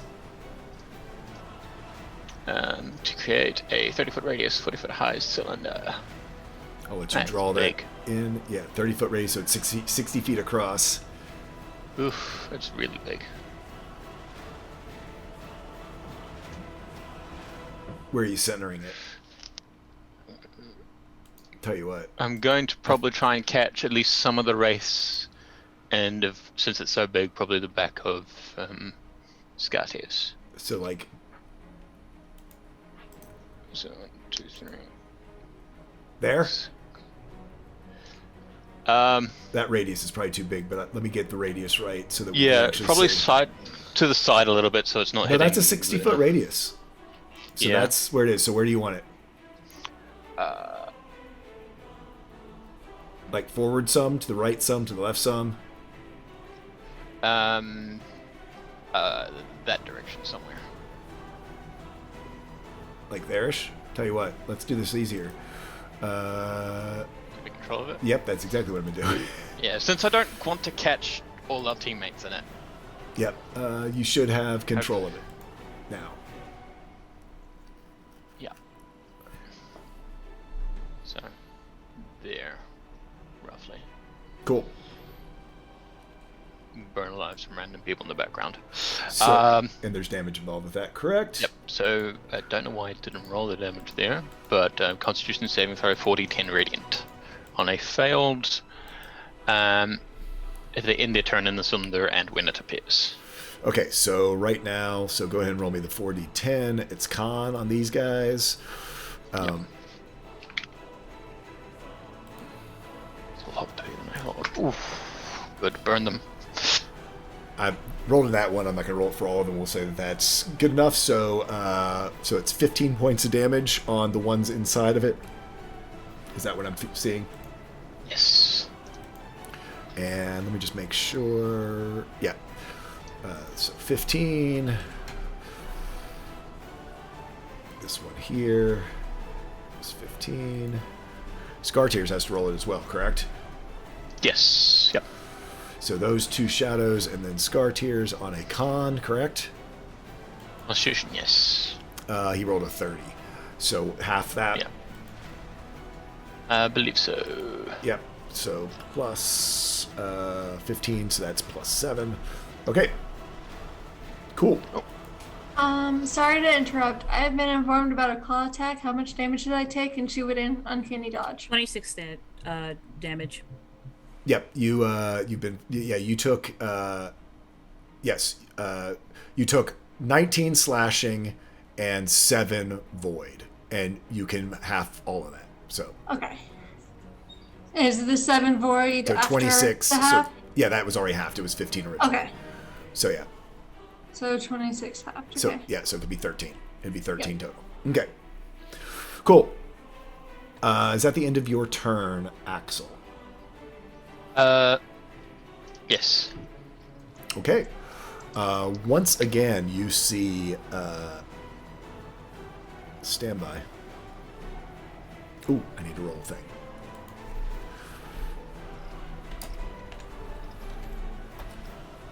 Ooh, okay. So, with that,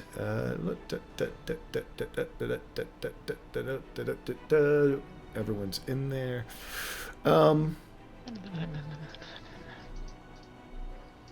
Yeah, he is going to come slinging around and swipe his tail. No, he's going to wait.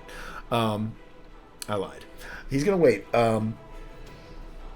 All of you, as you look on, out of the shadows, those words that all players hate to hear. Oh no, it's Mastermind. Is it one of Celia's friends? Oh no, it's the giant rocks. You see, quick as lightning it seems, a figure behind this one, behind this one, behind this one, and you see all 3 of these shadows be dispatched basically in single strikes. Celia, there is no mistaking who that is. Is that my nemesis? As an elven figure appears out of the shadows, and Orfina, the Black Blade, unmistakable, her blade, the original obsidian dagger, forged and created out of the fossilized tooth of a saber-tooth displacer beast, goes through and with single strikes on all 3 of those just annihilates the 3 shadows. She looks conflicted. Luna, you see this happen all but right in front of you. Luck, you as well. You just challenged these. And she says to you, Luna, shall we take this brute down? And you see her get into a stance ready to leap towards Scar Tears. Sure. She's willing to take the help, but Luna's also going to keep an eye on her. Yep. Yeah, Celia's conflicted. Random stranger. The boulder is conflicted. Yeah. Yeah, no, I mean, she seems to very much be protecting the temple, which would make sense. But she seems to be protecting the temple, so... Oh no. The Citadel, I'm sorry. It is now the Shadow's turn. This one's going to come up and attack on Celia. How many of them attack Celia? All of them? No, I think this one. I think one, oh golly, how far is that? One definitely is going to head towards Axel, because he was doing things and stuff and to cast daylight on him, so he's running to get the hell out of the daylight. He's going to go ahead and dash and get out of the daylight and sort of find himself down here in the shadows again. The other one's going to try to get out of here as well. They need to take damage at the start of their turn, correct? End of their turn, so they stayed in there, they would take it. Okay, so this one is going to make sure they sidestep out of it, but then is going to take a swipe with these long void claws and try to drain some life out of Cilia. Oh, whoops, I forgot to hide their rolls. Anyway, it's 21. That's a hit. Yeah. And I need you to make a Constitution saving throw as you take 23 necrotic damage. Ouch. Yeah, and that your hit point maximum is reduced by the same amount. Yep. By 23.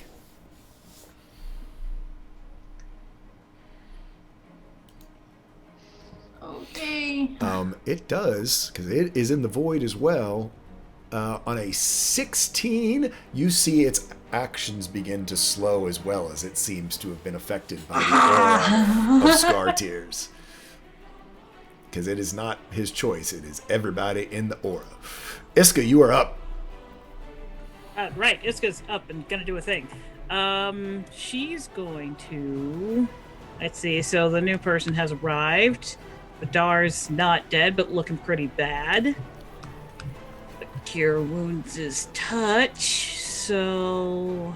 It's only Vidar in the middle of the group, but she's gonna take another shot. We're not gonna mess around. We're just gonna shoot things. Okay. What's she shooting? He's shooting. That's a good question. I think she might try and take another shot at Scar Tears. See how well that does this time.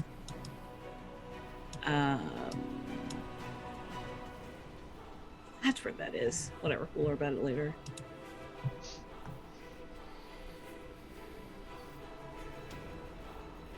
Wait, 3. Oh, that hits. Okay.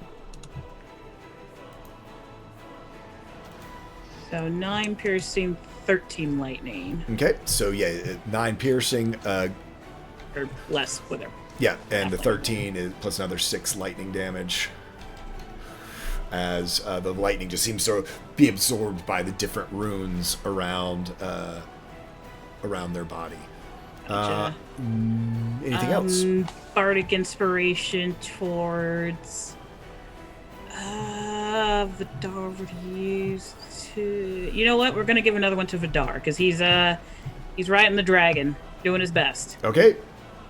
Riding cowboy. Vidar, you're up. Did the whip crack as well because this guy's the whip. Yep. The crack of the whip, he cracks his neck and he uses a D10 healing dice. Thank you, chat. 5. Just gonna get that buffer up.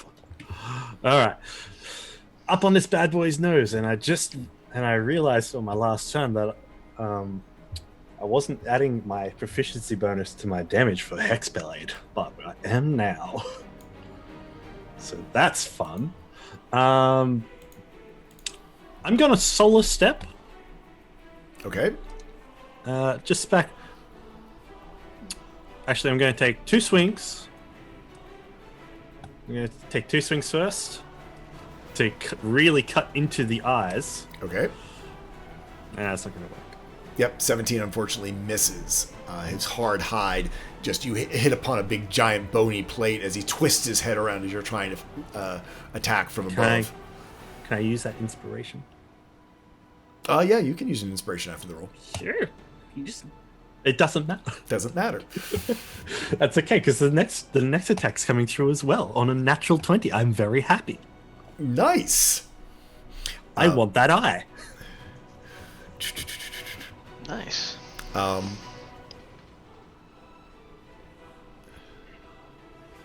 Stand by.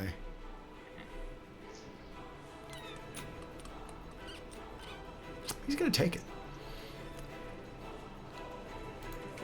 You do, You come swinging around, sort of right on top of its eyes. It does not get punctured, but you certainly put a big slice in it. It does not look good. They roar out as you do 33 damage as you come swinging down with Ryan Talia upon Scartier's eye. It all just sort of lighting up with the blade of Ryan Talia. I'm gonna solo step off his face down to here. So he's gonna take D12 plus the 5. Oh no, he's just gonna take 10 radiant damage actually. It's straight up 10. Yep. Yeah. And as that bonus, that haste action, it will be the sunbeam shooting out from Ryan Talia again. Okay. Come on, Ryan Talia, what's with these rolls? Can I mulligan that damage? You have to spend a luck die to do it. I will do it.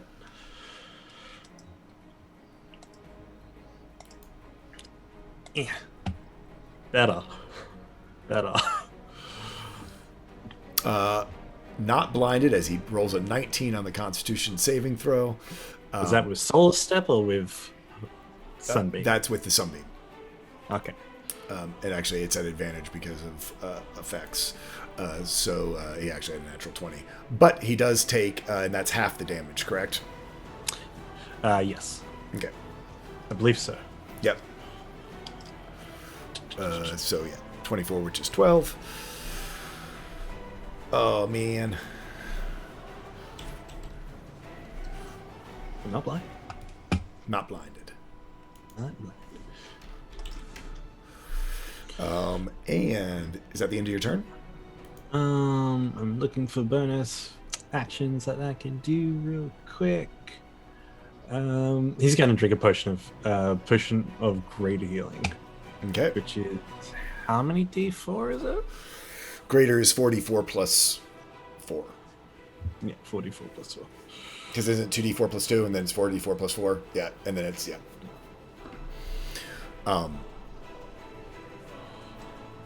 Okay. And that's his turn. Cool. Smashes it on the ground.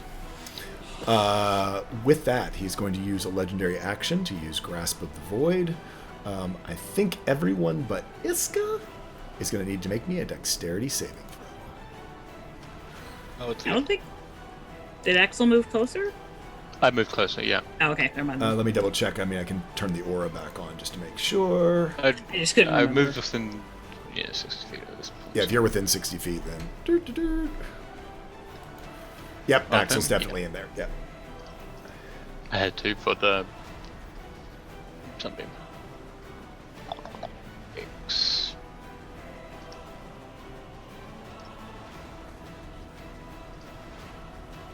Ooh.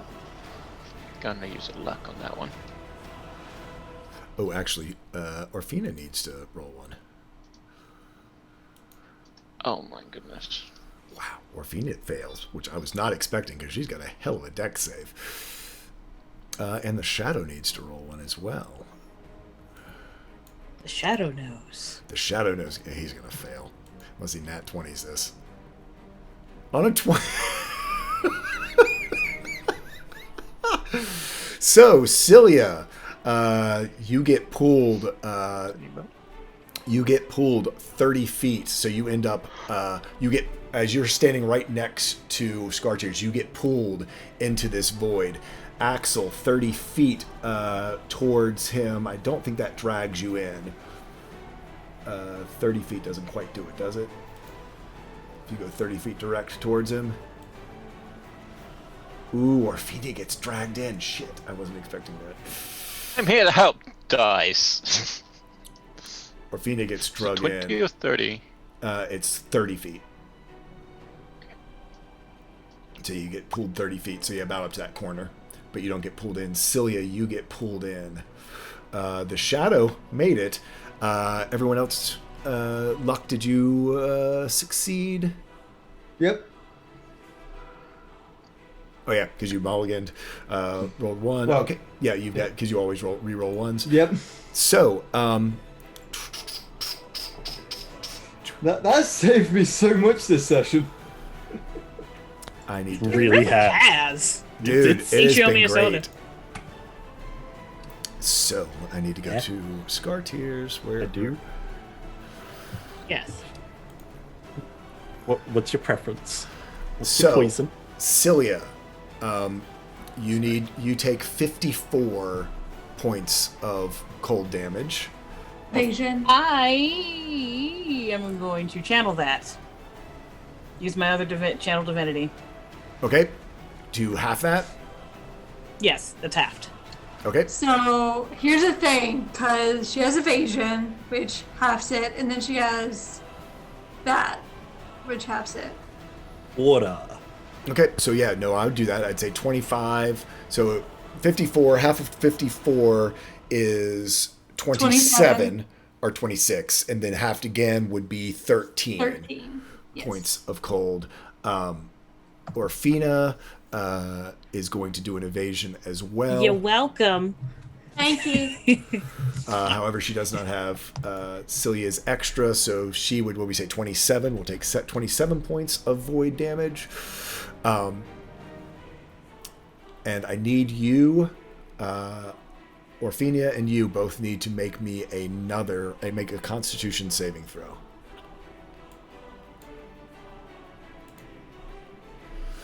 I'm already slowed. What's the worst that can happen, right? Orfina makes it. You all watch as Cilia is basically turned to ice and becomes an ice statue. She is petrified and is vulnerable to the shatter effect. Okay, so just for like, so is she actually made of ice or is she made of stone? She is made of ice. She is a statue made of ice. You can't, like, I don't think you can, like, you couldn't, like, move You her. said she's made of ice. Is she made of water or not? She's made of water. I mean, she's made of ice, but you can move ice. But you can't treat her like a golem. You can move her as a block Oh of no, ice. that's not what I was going for. Okay, No. yeah. That's I not was what I was for. thinking golem. You can't turn her into a golem, but you No. can move her as a block of ice. You can maneuver Cool. her as a block of ice. Right. Yeah, That was my concern. Yeah. No, sorry, my Ow. brain went to the wrong direction because that was kind of one of the things. You made it very clear I couldn't have a Gundam, Jay. How- I gave up. How dare you, Scar Tears? So yeah, they appear. Orfea seems a little bit shaken by this. She is not used to being thrown around a battlefield. However, she does resist with her constitution. However, Cilia, you just see her and become looking like an ice sculpture. Luna, you are up. Well, I got 2 ice sculptures at my disposal. Orfea did not get turned into ice. Oh, sorry, Ophia did not, but yeah, Celia did. Okay. Cilia definitely did. All right. Here's what we're gonna do. So we're just gonna rearrange some art real quick. We're just gonna very gently move the statue, and by gently I mean very quickly, out of this thing's range. Over to Iska. 10-4. Basically, it's just like whoop.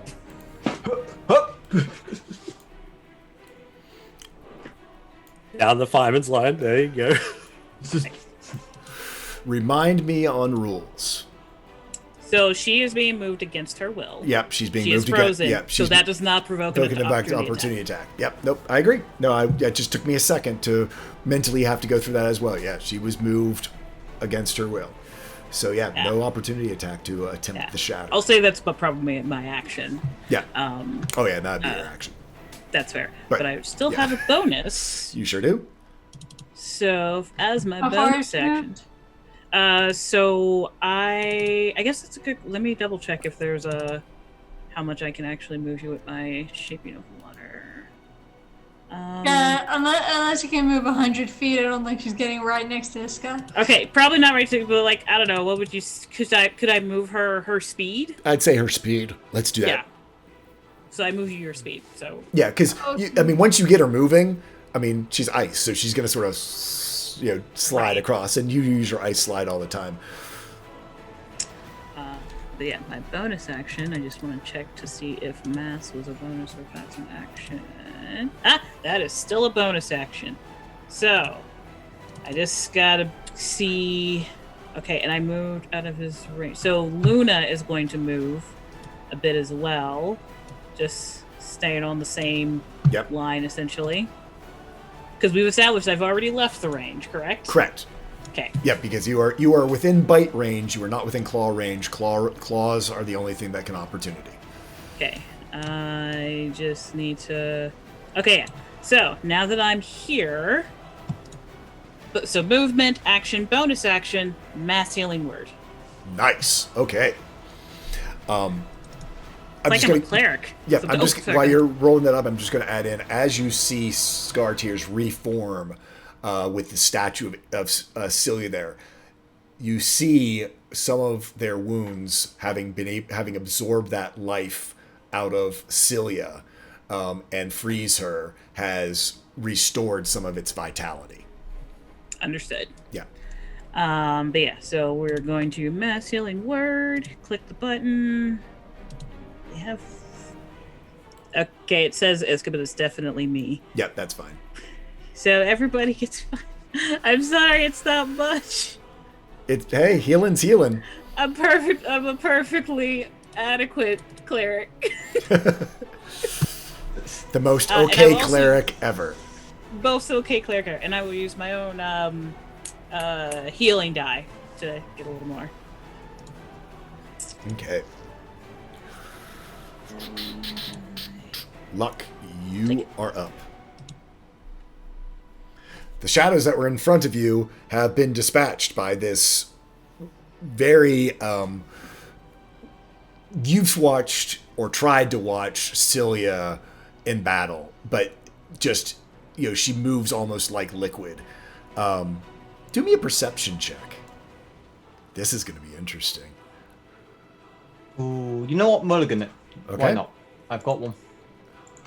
Nah. Okay. I can't. Yeah, no, impressive fighter. Just amazingly dexterous as she just went through that knife, that sort of long dirk that she used, which is just truly an ugly weapon,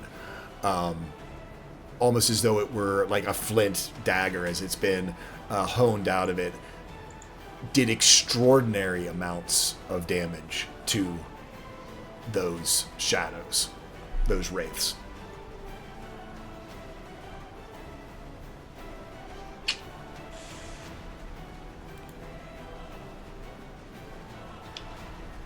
I just don't have much here. Big dragon. Big dragon here in the face is I think the best I've got. Wait! I'm a paladin! You are a paladin. You can smite whenever you want. I just remembered that! That might be a useful thing! I'm a You know, paladin, and guys. one of the Thank you. only things he's not resistant to is, radiant. Radiant? You know what? I also have a bonus action, and that bonus action includes activating my divine right. That too, which actually you have a radiant one. Are you doing radiant? Yeah, or you don't flame? the radiant one. Yep, that would make sense. That's the one I wanted. Sorry, Yep. there's so many. Of The them. divine rite. Yep. That's it, right up dawn. The divine vitae. Oh, I did. That's been like that for years. I'm not a horrible DM. I make them resistant. I wanted to have there to be, throw y'all a bone because there's a couple of y'all who do radiant damage. Yeah, it's. All right. Look, Anyway. I was adequately healing people. You were. Get off my back. All right, here I am. Here we go. You did a great job. All right. So, 1, 2, 3, 4. 22 just hits. Nice. So that is a 17 plus that, which is 2. So plus We have 19. that Spirit Shroud scroll. Does that do radiant? I look it up. You'd have to look it up on. Yeah. I believe it does because I think it's just like uber spiritual guardians. Oh yeah, it is. I mean, not actually can't use it. Yeah. And your second attack. Oh, don't. Yeah, need to get that damage in. Yep. 30. 30 does it. Okay, so I am 1, 2. Right, Yeah, after seeing him heal, you realize that he has, when he pulls people into himself, that he's basically draining life from them. That becoming ice is truly sort of draining them in some way. Yeah, that's 12 and an extra 3. Okay. I'm just going to ask, as you just said it, are you smiting or not? I am smiting, yes. Okay. I'm going to smite. Yeah, I'm smiting. I need to set up a macro for smites because that's one. Yeah, that's one of those ones where it's like I should really set a macro up for that, but I haven't. So smites are 1d6. I don't remember. No, they're more than that. It's D8. I haven't played a paladin in a long time. Okay, 2d8. Okay. Yeah, 2d8. If they're undead, it's a third d8, and then if you do it at a higher level, it's another d8 on top of that, all the way up to 5. Yeah, paladins are not my expertise, so It's just 1d8. extra 20 on top of that. Okay. Oh, there's a d8 plus the spell slot, yeah. Yes. So an extra 20. So yeah, as you just go at him, all of that damage that seemed to have repaired itself, and this flurry of anger and radiant damage, Luck, you seem basically to have negated all of that healing that it had experienced. However, at the end of its turn, having you just wail on it, he's not blinded, so it's not a disadvantage. He is going to, as a legendary action, going to swing his tail at you. Ooh, I think he misses it. A 20? When he just hits. Oof. Tail comes around for 31 points of bludgeoning damage. Magical or non-magical? Ooh, his tail is normal. His claws are magical. His tail is not. So that's 15 points of bludgeoning damage. Because he's just smacking you. It's not that he's got the infused claws. Nice. I'll take it. Claws and teeth are magical. Tail is not. All right. I'll take that 15 to the face. And I need you to make a Constitution saving throw because you ended your turn in his aura. I will do so. Did you have movement left? You might have had some I movement. might have moved. Hold on, let me double check. I know I was about 35 feet away from Celia, so it was about. Yeah, because you were up there next to those shadows. Oh yeah, I was up next to the shadows, so I've got 10 feet. You can left. probably get out of the aura. Like you kind of know what it feels like, but he'd get a opportunity. But he'd get. I'll take the hit. He'll get the opportunity. It's actually one more to get out of there, but yeah. Okay. No, well, if you didn't go that way, if you went straight, you'd be fine. There is fine. Okay. Oh, there is fine. Okay. Yeah. Sorry. But yeah, he's going to take a claw against you on a 27. I think that's going to hit. That hit. That is 32 slashing. That is magical. Yep, and 20 void. He rolled really damn well. Shield of Righteous. Double checking. Magical physical damage types. Oh, yes. So I do half those claws as well, but I don't half the void. Yep, you half the claw. So that is a 16 and 20 void.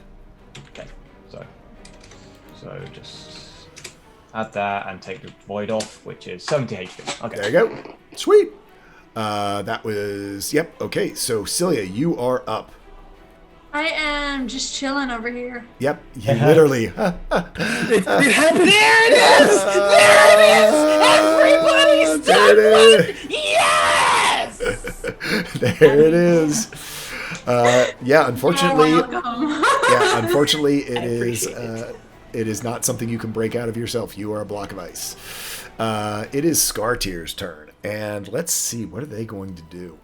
You know what? They're going to cast their gaze on Luck after just getting beat the heck out of him. I need you to make me a charisma willpower saving throw. Oh no. No. 20. Nice. Close. Scartiers looks at you, and you start to feel your faith rattle. And what is it that you think of that pushes Scar-Tears out of your mind as he tries to break the attunement with your pickaxe that you've carried with you from Elevation Pit, enchanted and now has become a holy weapon, as he tries to break your attunement? How do you throw back that mental assault? He quite simply thinks of the family he has back at home, as it is the only gift he has left on him, because It's his true. coat, his hairband, his wooden sword, Yeah. they're all back there. So he isn't letting go of that easily. Yep. As you think of your wife, your wife Faith, your faith is renewed. Your strength of your son is renewed. And you got all the time in the world. You can do this all day. And Scar-Tears rears back in anger as what I thought was going to be his signature move has been a total flop. Next up is Axel. I mean, seriously, how awful is that if in the middle of a fight you had all your magical items become unattuned? Oh, that'd be awful. Yeah. What a shame. Yeah, and it's not working.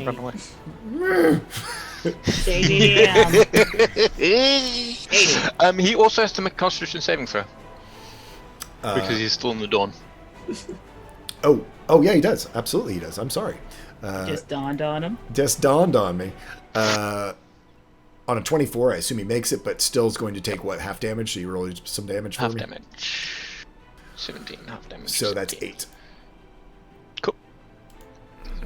And so Axel Scar-Tears is getting a little bit concerned.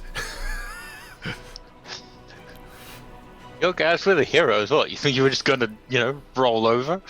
You think you're getting away? Yep. So Axel is going to move. He's going to do bonus action, move Dawn down to here Okay. again. But again, of course, those guys aren't probably just going to move, so it makes no difference. Right. He is. You're getting close to being able to trap them between the two things of sunlight, though. Oh yeah. They are No, it incorporeal, is. though, so they could go through walls if they really had to. Yep. Then he is going to. Things concentration, goodness. He is, you know what? Boring old cantrip. He is going to snarl the word in Draconic, and basically slash at the ear as he uses Fire Slash with his claw, because he has Dragon Claw and it's cool when you use it for everything. There you go. 26. I don't know what's going on, and I think it is broken.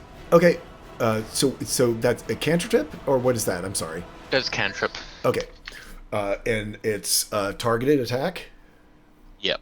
Okay. The damage didn't matter. I just wanted to re-roll it properly so the damage rolled better. There we go. 21 is a better damage roll. If that's what he is going to use his mythic reaction finally. He finally gets to use it, doesn't he? Because it is a targeted spell. Yeah. Rolling a Constitution. What was your roll for that? Was the 26 because the second was just to get the damage? Correct? Yep. Yep. So it was a 26. He rolls a 30. And you see it hit him, and almost like a legendary resistance just dissipate on him. The good news is you watch as it hits him, you see his skin become almost mirror-like, and it almost looks like it's going to reflect the damage back at you. But just by a hair, it is instead dissipated. It would be very funny if he had reflected it back at me. Dude, and then I had reflected it back at him again. Yeah, that would have been funny. Yeah, Apple. Yeah. Back. And Apple. fourth, little tennis game. Yeah, no, he didn't. He only beat you by 4 instead of beating you by 5. Ooh, so nasty. Yeah, that's scary. Yeah. So, yeah, it unfortunately dissipates without doing any damage. Anything else that you would like to do? I've used my bonus. I've moved up action, so it's me done, I think. Okay. Yep.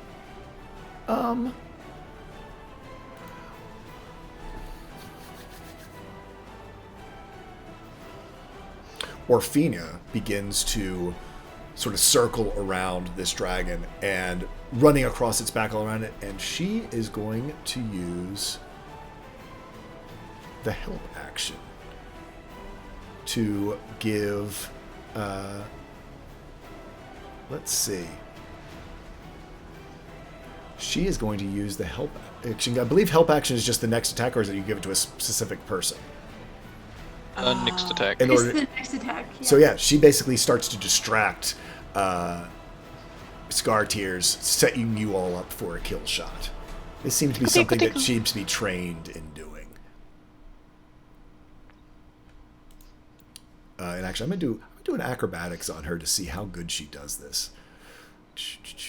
Because if she crits it, Scar Tears, she's a little rattled. She's a little rattled by this whole getting pulled in and watching one, probably someone she recognizes get turned to a block of ice. The shadows go next. Speaking of, they are going to... let's see, Shadow Race. I do not think they'd be attracted to a thing of ice. As a DM, I'd love to go start smacking on her, but these guys are not smart. They're going to go towards Living Flesh. And let's see who's got range on what. This one's going to run down to Vidar. That's very interesting because I'm also emitting a 30-foot radius of sunlight. Oh, that's right, you are. So they wouldn't go Yeah. near you. So give me a second. No, Run away! I forgot about Run that. away. Yeah, no, absolutely. I'm going to put an aura around you just so that we can remember, because that is important, because they would never run into sunlight. They would never. They would never go into me. So yeah, no, golly, and you are protecting everybody else. Son of a gun. They're going to get out of the sunlight because that makes them very vulnerable. Actually, it does not do damage to them, though. You know what? They're going to wisdom to see whether they can, what's going to drive them. Whether it's going to be those disadvantage attacks or, on a natural one, they run from the sun. Golly. Oh man, they are going to be, they basically all run back over here into this little bit remaining darkness. That one, he's 5, 10, 15, 20, 25, 30. Man, did they go superior? Yeah, you know what? They are going to slip into the, you watch them as they slip into the walls. I think 2 of them can make it. This one is not going to be able to make it all the way in. This one's basically all the way up on the altar, but the other 2 slip into the walls to get out of this now being surrounded by sunlight. On a natural one, they run. They're all but turned. Iska is up. Yeah, Iska's going to move in a bit closer so she can get closer to when Celia finishes sliding to her. Wait.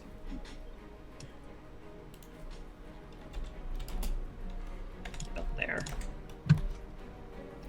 That's within. Okay.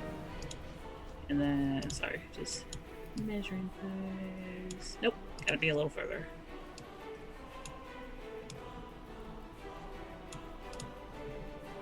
Okay. Move there. And then she is going to, as her action,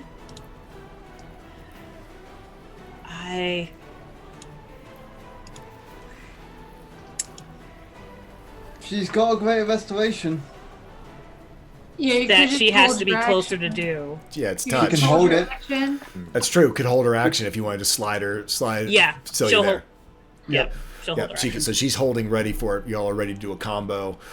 Vidar, you have advantage if you want to. You can see that Orfina has distracted Scar Tears, basically just running all around, not really doing damage, but just keep hitting vulnerable spots, attacking in the wounds that are already within Scar Tears. Cool. Scotty has turned Celia to ice, and with that he's flaming mad, and He makes a connection to Ryan Talia and says, I'm not happy about this, darling. That all plans out the window, and now we incinerate this thing.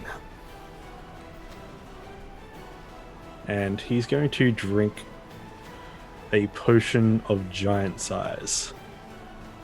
Nice. Yeah, and here there's plenty of room. What is it? Yeah, take no you up kidding. take you up by one size factor? One size. Takes you up to huge.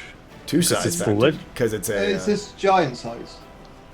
Or just yeah? Potion of giant size. Everything you carry, you become huge. Oh yeah. Okay. You were small or because if you huge were is huge Huge is is two sizes. yeah, is 15 by huge is 15. two sizes.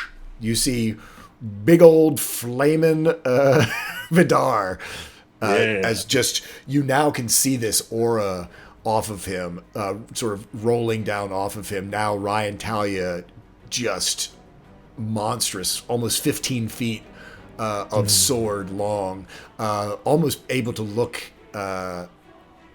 Scar-Tears eye to eye, as Scar-Tears is only two sizes bigger than Vidar at this point. Yep. As Scar-Tears was a little distracted as well. He's drunk the potion. He's gone full size, and he's just jumping straight towards and going for the head.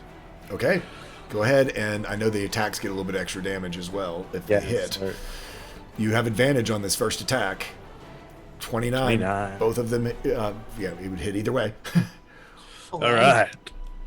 Well then, so that one hits. Then next one. You do not have advantage on the second one. I'm trying to remember because.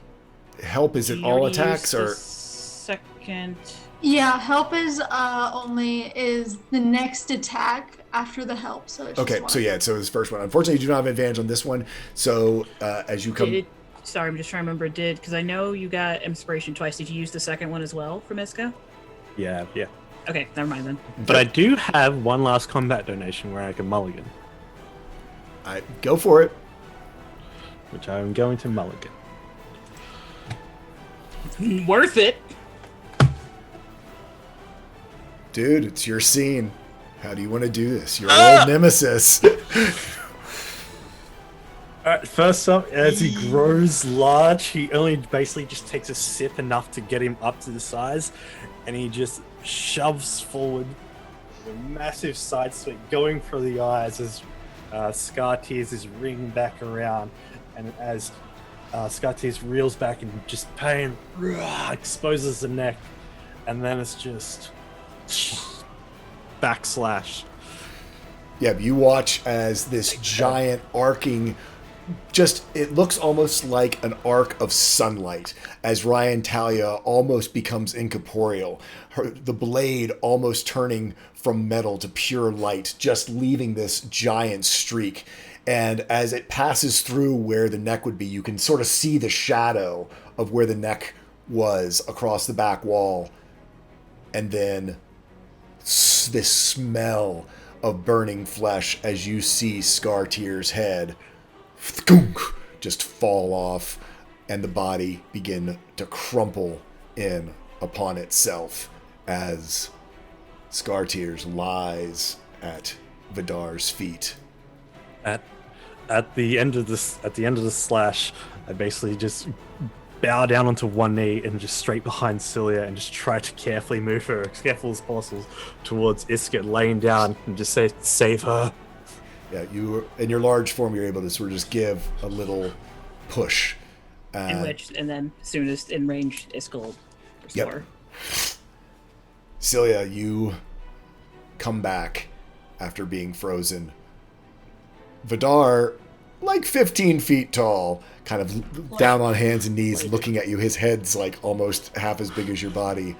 And you all look around the room. The body of Scar-Tears there. And stand by.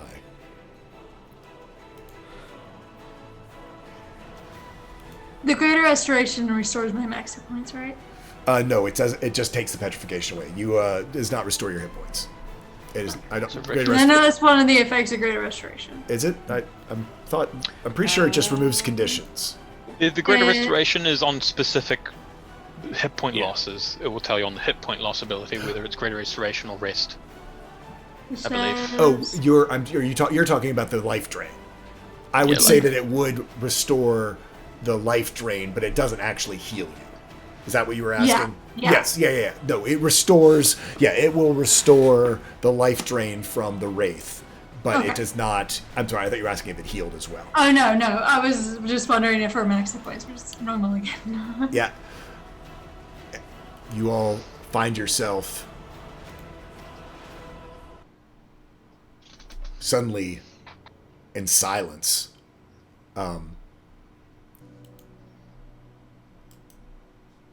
This giant body there in front of you, of this dragon, there at your home.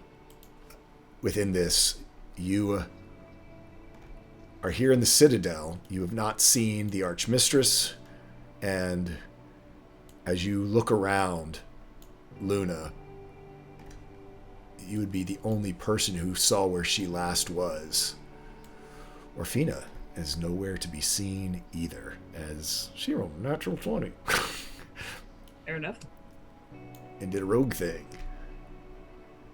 And I think on a natural 20 to kill the big bad, I think that is where we will end our session for the evening.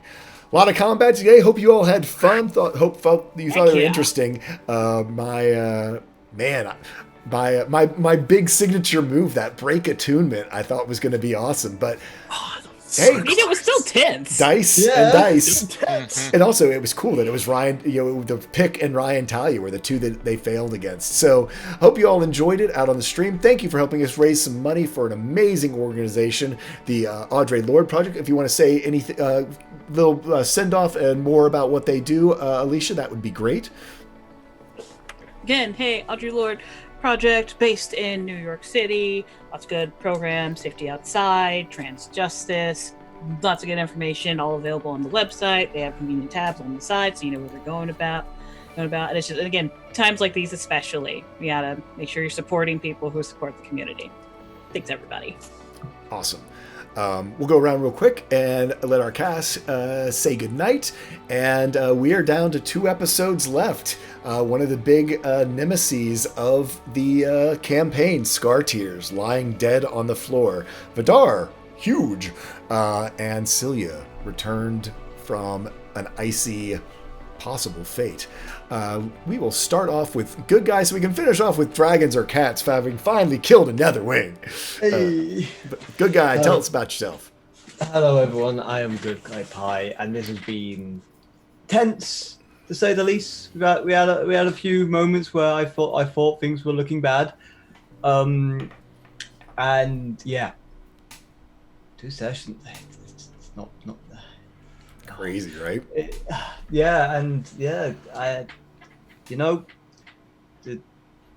great. It's just great. And yeah, find me at Good Guy Pie on Twitch and Too Good To Go on Twitter. Next up, we have NG9. Hey, I'm Energy9. This is Rock because he didn't get a screen time, so he's getting it now. You can find me over on Twitter at Energy98. I tweet puns and other stuff. You can find me on Twitch later tonight. Me and 2 of my other good friends, we're going to play Overcooked and yell at each other a bunch and be sharks while cooking. It's going to be great. Nice. Next up, Tree Hugging Druid. Hello. You can go follow me on Twitter. I'll post the link in the chat. I don't really tweet things, but I retweet when things are happening. Woohoo! Yeah, and we'll have to see what happens with Orfina. I'm sure she's just gone off to have a cup of tea. She won't be back. Yeah, I am sure. I'm sure she's not notifying literally everybody that, hey, the traitor's back. Next up is Templar Warden. Hello, I am Templar Warden. I was playing Hidden by Axel, the Tabaxi Wizard, who is not a lich but can see the future. I loved opening with the Disintegrate, even if it really didn't do anything. So. Oh no, that was great. Yeah, that was really good. And Actually, literally, speaking, it's it great. actually turned out being the correct thing because it scared the hell out of me, and I used that void Yeah. body, and he ended up taking more damage than if he would have just eaten the disintegrate. Yeah. Disintegrate's Could've saved later. scary though, man. It Yeah, is. that was a great roll on it as well. Anyway, you may find me anywhere on the internet as Templar Warden. You may find me on Twitter as Reign of Templar. You may also find me and everyone else in the Discord, where we have community interactions, people hosting the streams, a pun room, and all sorts. I'll put that in the chat in a moment. And last but not least, another chapter of our story as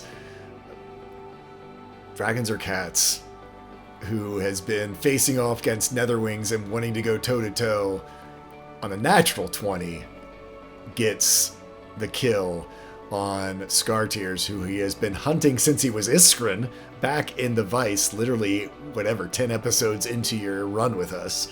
Yeah, that setup was just the best.